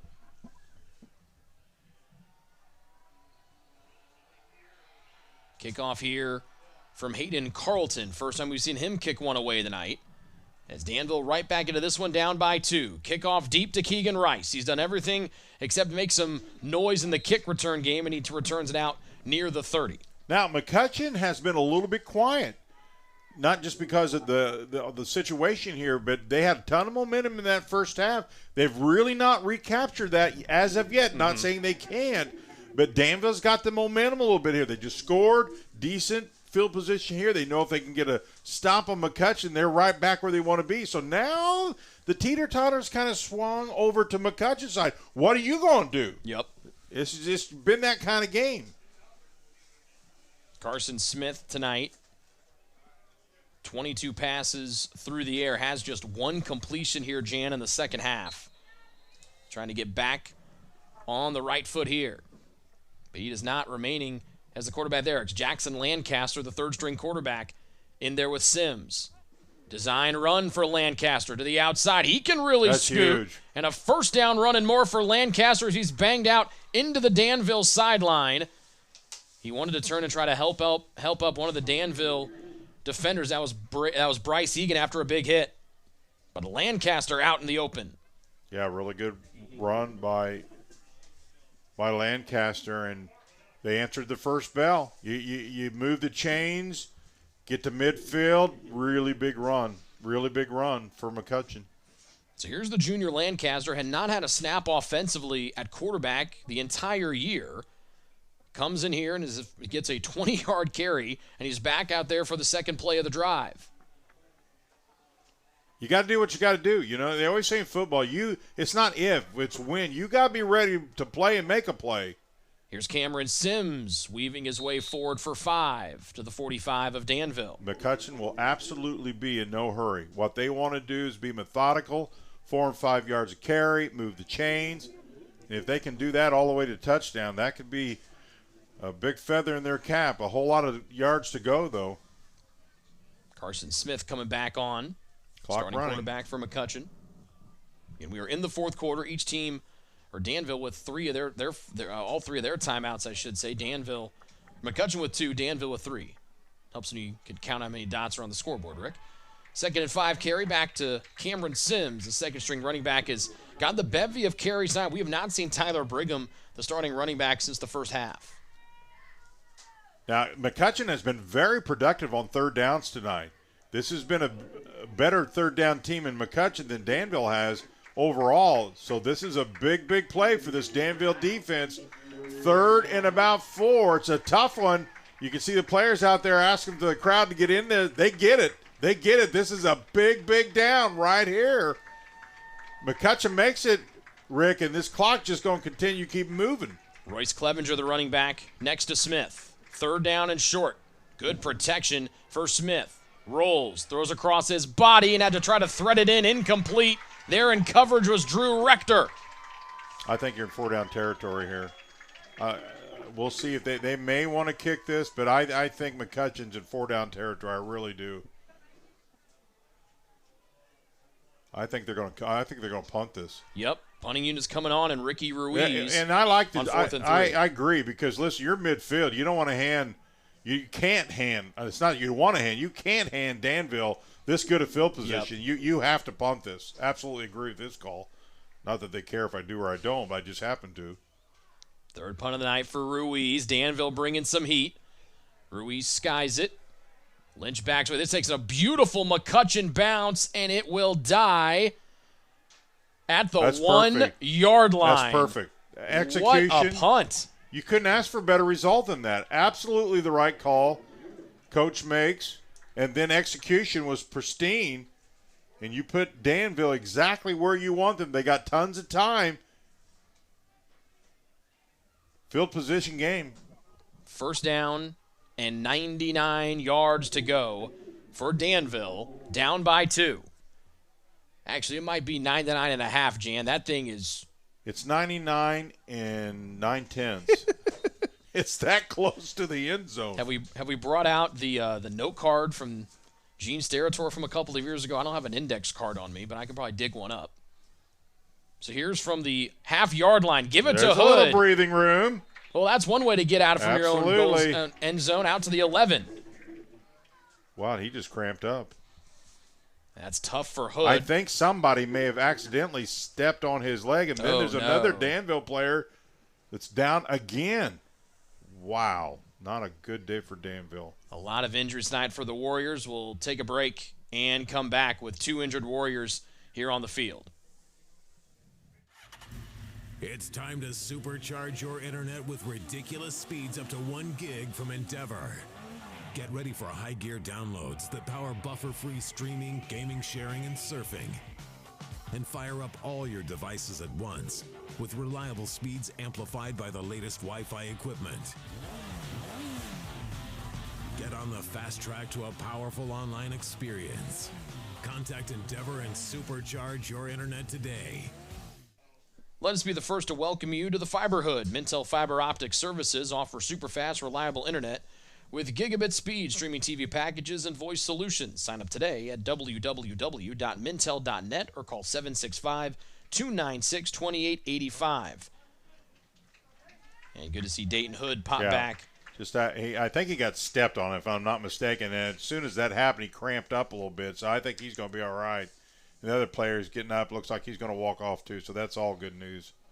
That was one of the offensive linemen for Danville. That was Paxton Trump, their right guard. So both guys will have to come out for at least one play. Yep.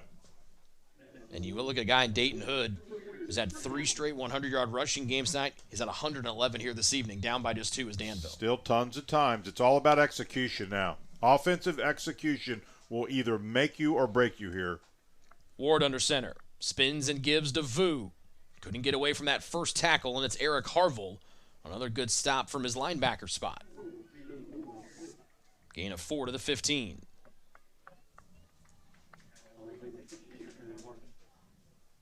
And there comes Hood right back onto the field.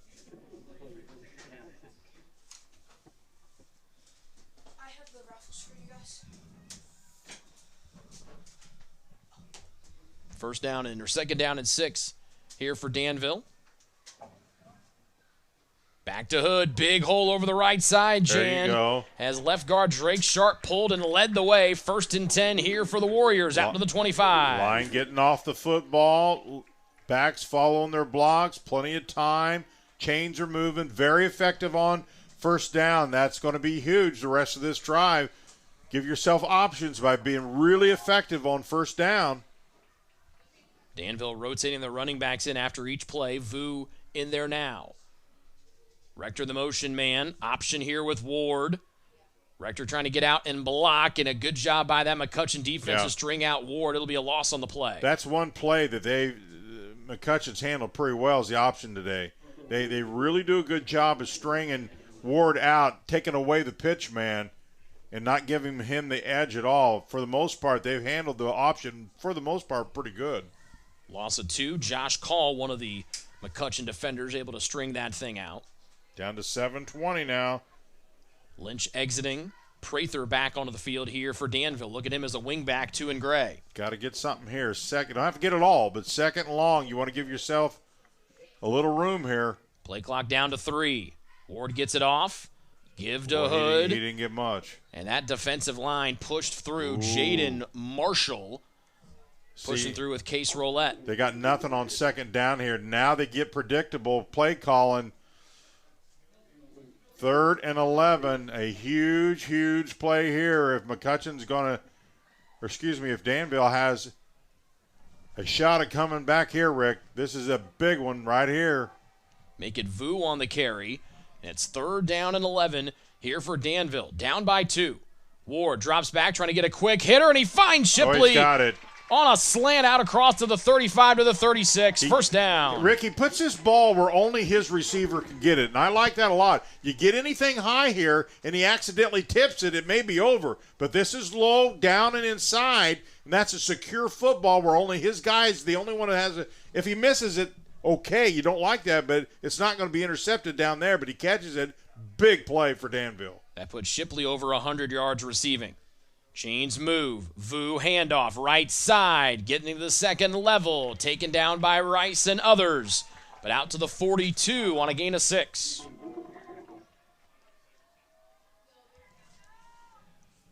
First 100-yard rushing game or receiving game of the year for Mason Shipley. He came in, Jan, with those 174 yards total receiving. Second and about 5. Danville down-wise right where they want to be. At their own 42. Oh, there's a free 5. And McCutcheon jumps offside. Unless there was movement. I don't think there was. Let's see what the official says. McCutcheon's trying to plead his case that somebody moved, and he reacts.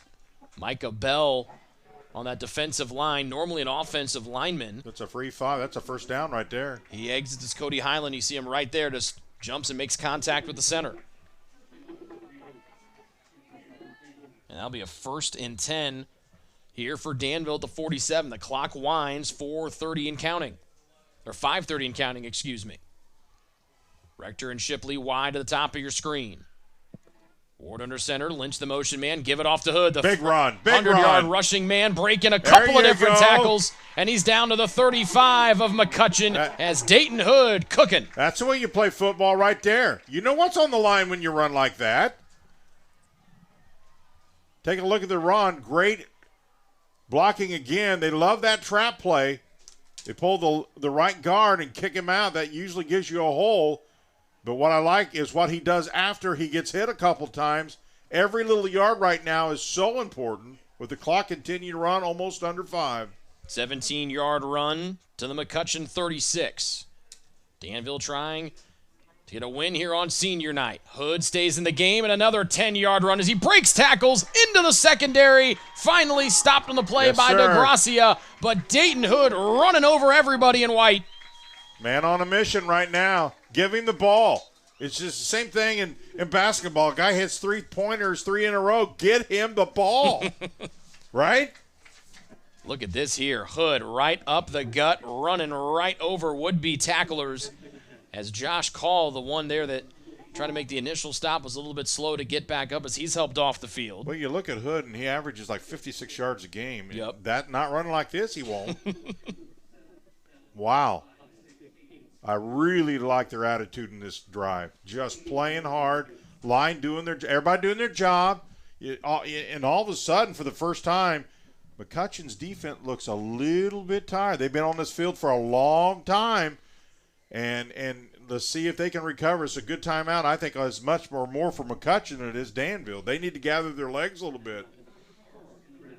And Josh Call looked like he had suffered an upper body injury. He was able to walk off under the field under his own power, but another defender still is being attended to here by McCutcheon. Tonight's game presented by the Willow Creek Barn. Attention all engaged couples. Discover why the Willow Creek Barn has been voted the Knott's Best of Weddings for 4 years in a row. Nestled just outside Frankfort, Indiana, our venue offers stunning indoor and outdoor ceremony options with breathtaking photo opportunities. We provide the perfect backdrop for your dream barn wedding. To start planning your unforgettable day, visit thewillowcreekbarn.com. And this game is proudly sponsored by Endeavor Communications. Endeavor Communications doesn't just provide ordinary old internet service. Their blazing fast, high-speed, fiber-based service is a game changer. Don't settle for less. Switch to Endeavor for the winning play and connectivity. Visit weendeavor.com or call 1-800-922-6677. Endeavor Internet, your fiber connection, your victory. Well, McCutcheon has an injured player. There you see he's slowly walking off as well. Man, it's been one of those nights, hasn't it been? Yep. I haven't seen this in a long time. Yeah, a bunch of injuries on the other side. Obviously, the big one for Danville, their outside linebacker, Trenton Sharkey, loaded onto a stretcher, was able to wave to the crowd twice emphatically before getting loaded into an ambulance to go to a local hospital. Injured player there for McCutcheon was their senior inside linebacker, Eric Harville, one of their top tacklers, and we mentioned one of their starting safeties, Josh Call, also had to walk off the field. He's taking a seat down on the far sideline trying to get stretched out. Big drive here for Danville, 4:50 left. They've played it beautifully here, and this will be the 10th play of the drive, as now Danville will take a timeout, and we'll just keep it here. I think it's McCutcheon. Or McCutcheon, excuse me. Yeah. Thank you, Dan. Yeah. Thank you, Jan. McCutcheon there, taking their second timeout. No, and I think that's not a bad call.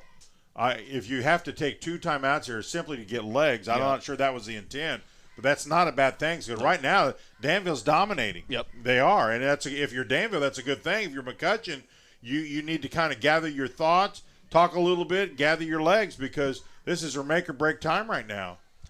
This game is proudly sponsored by Endeavor Communications. Endeavor Communications doesn't just provide ordinary old internet service. Their blazing fast, high-speed, fiber-based service is a game changer. Don't settle for less. Switch to Endeavor for the winning play and connectivity. Visit weendeavor.com or call 1-800-922-6677. Endeavor Internet, your fiber connection, your victory. And also presented tonight by Mulberry Telecommunications. Let us be the first to welcome you to the Fiberhood. Mintel Fiber Optic Services offers super fast, reliable internet with gigabit speeds, streaming TV packages, and voice solutions. Sign up today at www.mintel.net or call 765-296-2885 for more information. So a 1st and 10, and it's been plenty of Dayton Hood here on this drive, Jan. He's rushed for 155 yards on 15 carries tonight, his 3rd straight 100-yard rushing game in a row.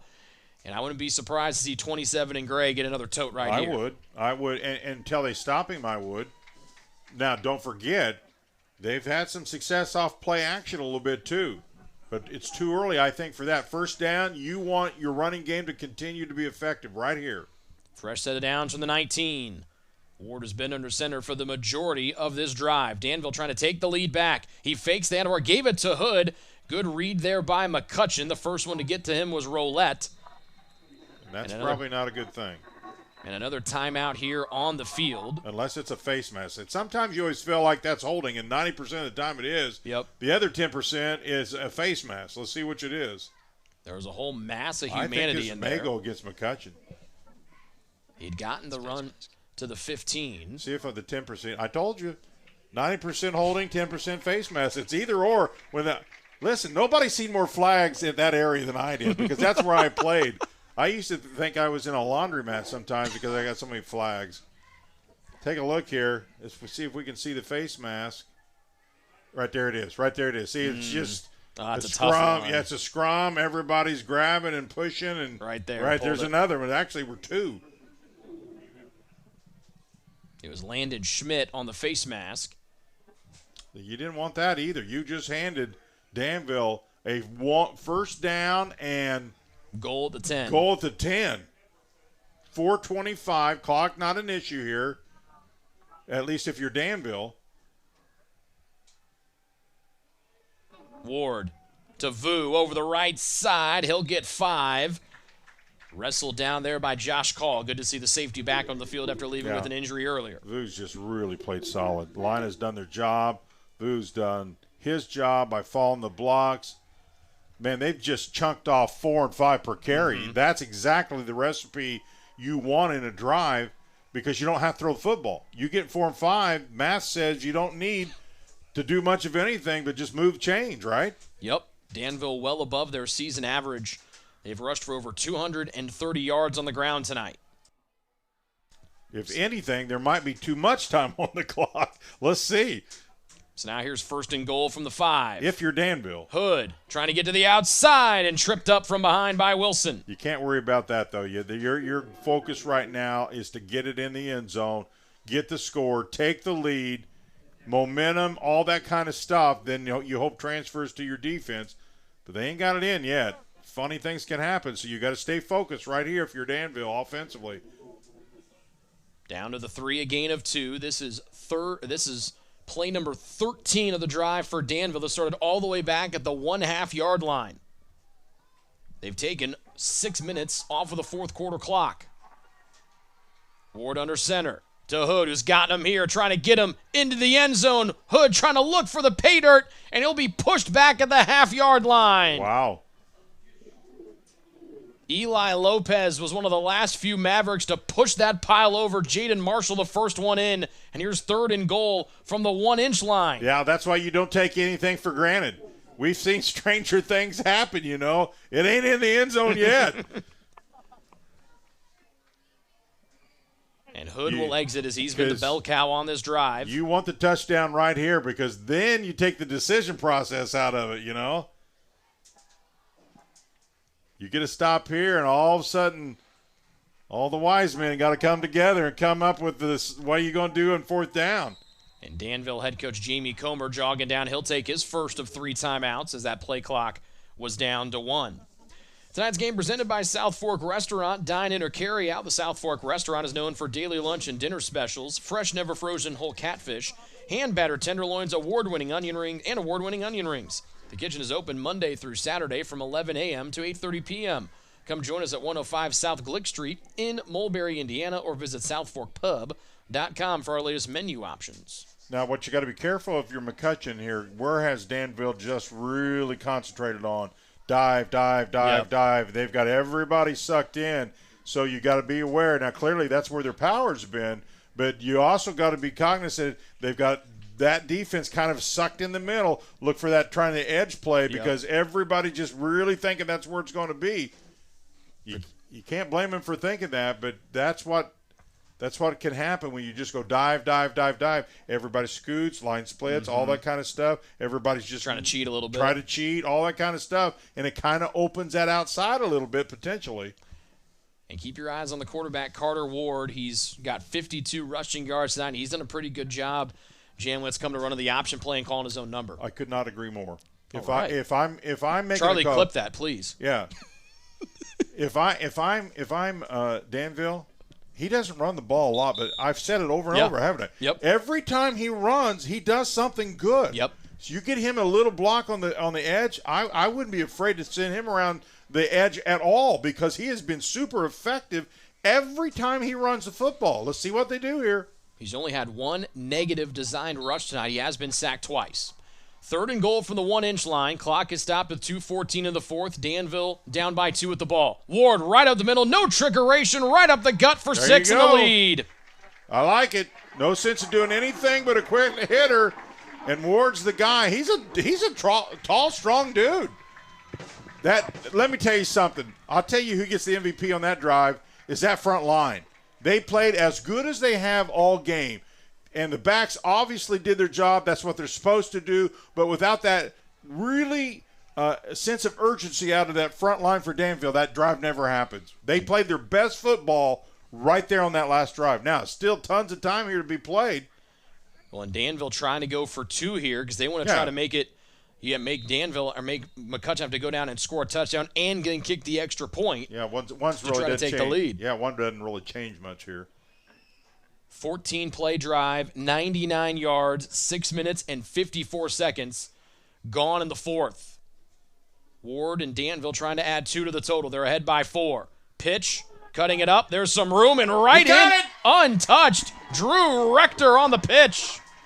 I tell you, 2 things in this. Number 1, Danville really, really executed on that offensive drive.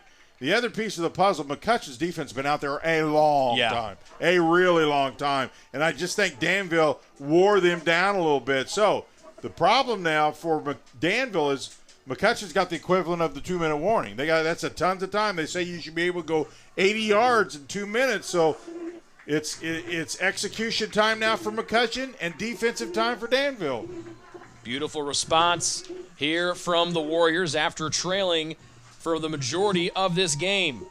This game is proudly sponsored by Endeavor Communications. Endeavor Communications doesn't just provide ordinary old internet service. Their blazing fast, high-speed, fiber-based service is a game changer. Don't settle for less. Switch to Endeavor for the winning play and connectivity. Visit WeEndeavor.com or call 1-800-922-6677. Endeavor Internet, your fiber connection, your victory. It's all about making plays now. It's all about making plays. Keep mistakes to a minimum.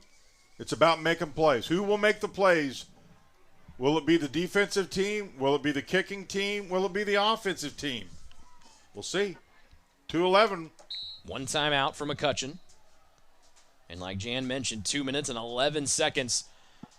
And a big opportunity for both teams. Kick to Rice. He's been the electric man tonight for McCutcheon. He's got some room and a nice kickoff return, getting nicer with every step for Keegan Rice out across the 45. Well, step one goes to the return team. Make a play. How about clear to the 49-yard line? Man, that kid, he needs a copy of this game because he has played his lights out. Is there anything he hasn't done? This is the return team. Defense, offense. He hasn't kicked yet, but that would, the night is young. Wow. Coach said they got to find ways to get him the ball. Well, they found some ways tonight, that's for sure. Here we go. It's going to be a very interesting 2:03, and they've got great field position. They being McCutcheon. An almost 40-yard return for Rice, who has scored all 3 touchdowns tonight for the Mavericks. Smith, out route, throw, underthrown to Johnson Jr., incomplete. That's 4 straight incompletions now thrown by Carson Smith. Yeah, that's probably not a bad thing that it was incomplete because Danville really had that double covered really well. Anything that gets tipped, and that's game over. This lead for McCutcheon, their first one since they were ahead 20 to 14, or 14 to 6, or 14-7, back in the first half.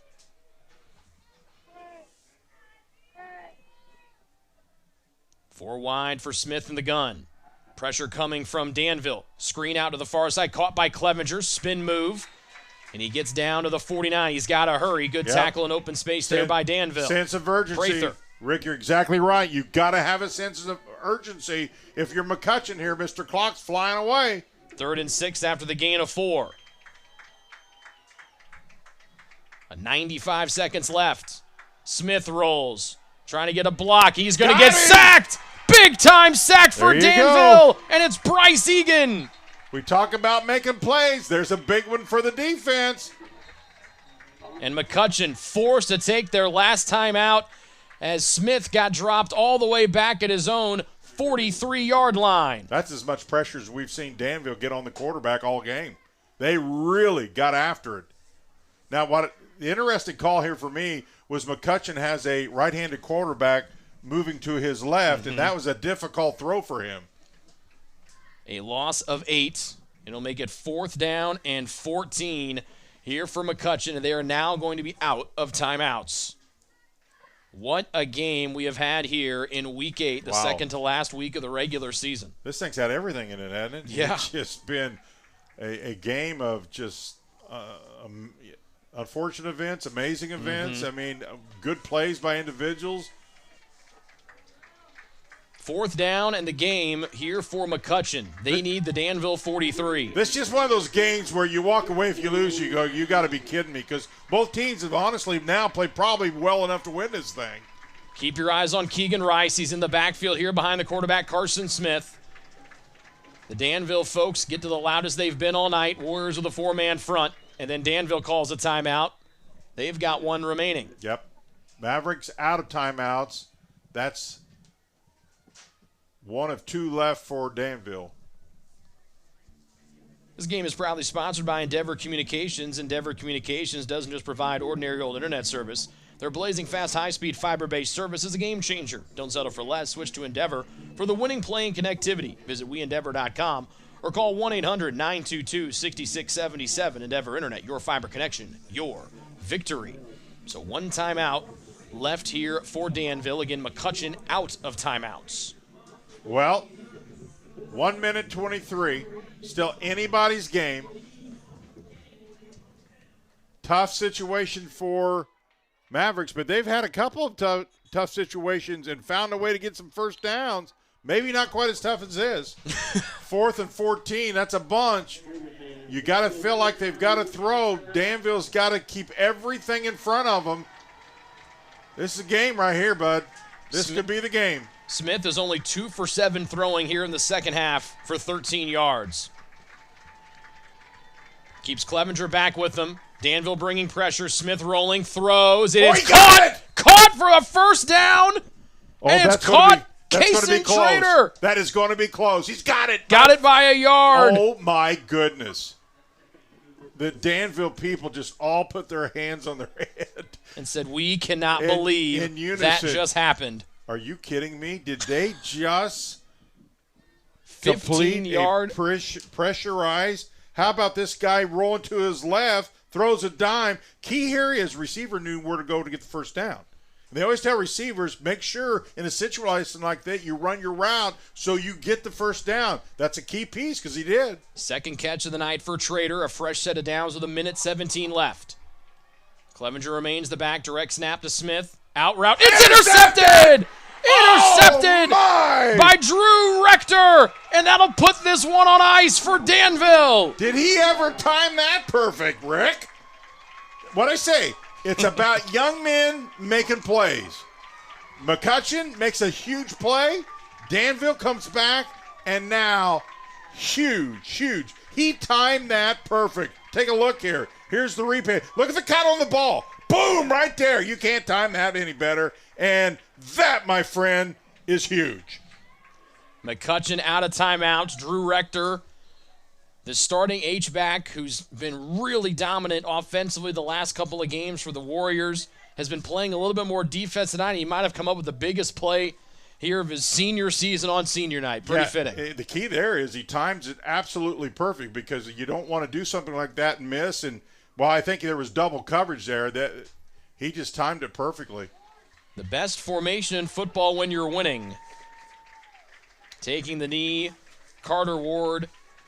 It's been a rough night for Danville, a bunch of injuries. And again, we send our thoughts and prayers to Trenton Sharkey, their linebacker, who got hurt earlier and had to be taken to the hospital on a stretcher. But his team comes back from trailing for the majority of this one.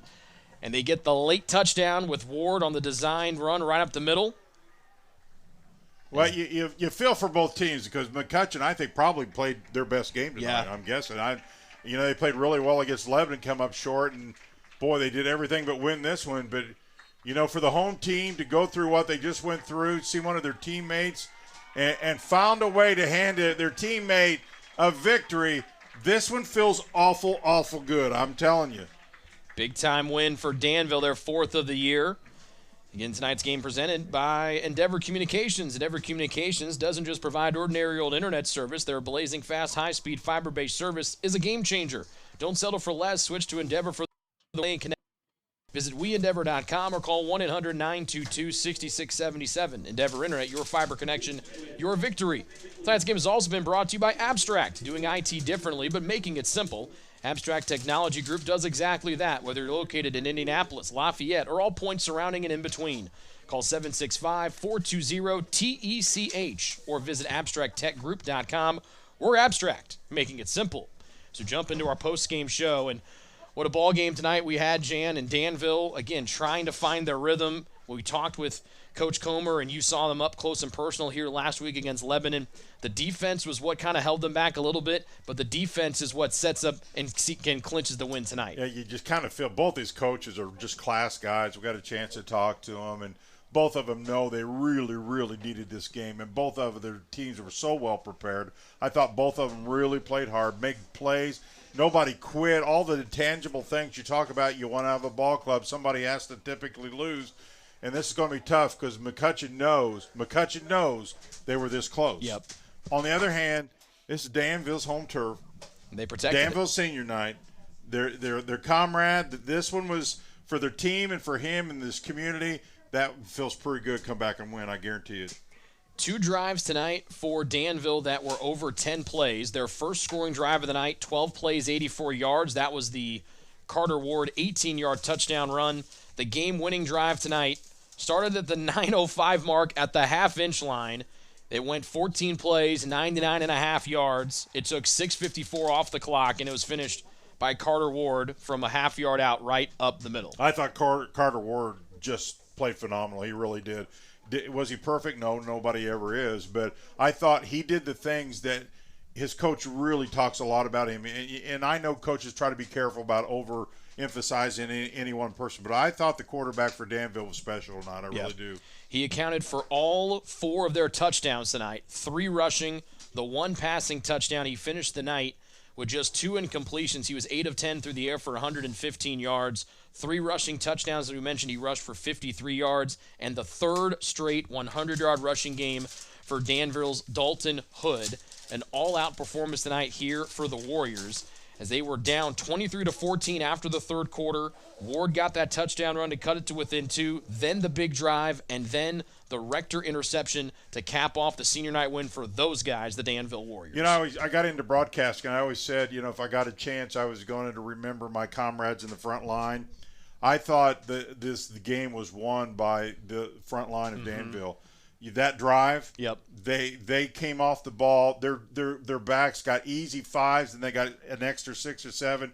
For me, that offensive line really came alive at the right time, played their best football, and got their team this victory. I really think this front line deserves a ton of credit for Danville. On the other side, for McCutcheon, you take a look as Carson Smith, after he got sacked by Egan that put him at 4th and a bunch, he gets the big 4th down conversion, but then 1 play later throws the pick. He was so good in the first half, was only able to complete 2 of his passes in the second halve. Yeah, and I said last week that I don't believe that, and Danville had an interception last week that was tough, and they had one tough here. I've never believed that one play is the reason. It certainly was, timing was not good. It takes a lot of football to lose. It takes a lot of football to win. It's a bad timing, but just some little things here and there. I thought Danville overall played the better second half. I thought McCutcheon won the first half, and the score emphasizes that. That's how good a game this was. Just a little something was the difference. And here come the Danville students onto the field to celebrate with the football team for the win tonight here on Senior Night. Tonight's game has been brought to you by Abstract Technology Group, doing IT differently, making it simple. Endeavor Communications, internet speeds up to a gig. Find out more at weendeavor.com. LIUNA, the proud members of the Indiana Labor's District Council and affiliate local unions who build Indiana. We are LIUNA. Raising Cane's, game days are better with Cane's. Raising Cane's chicken fingers, one love. And Mulberry Telecommunications, let's be the first to welcome you to the Fiberhood. Sign up today at www.mintel.net.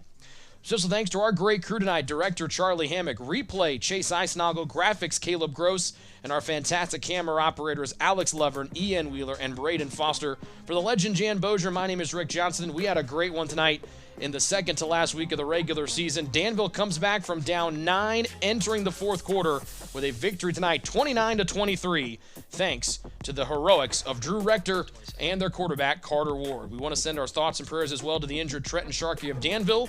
This has been a presentation of Indiana High School football on the ISC Sports Network.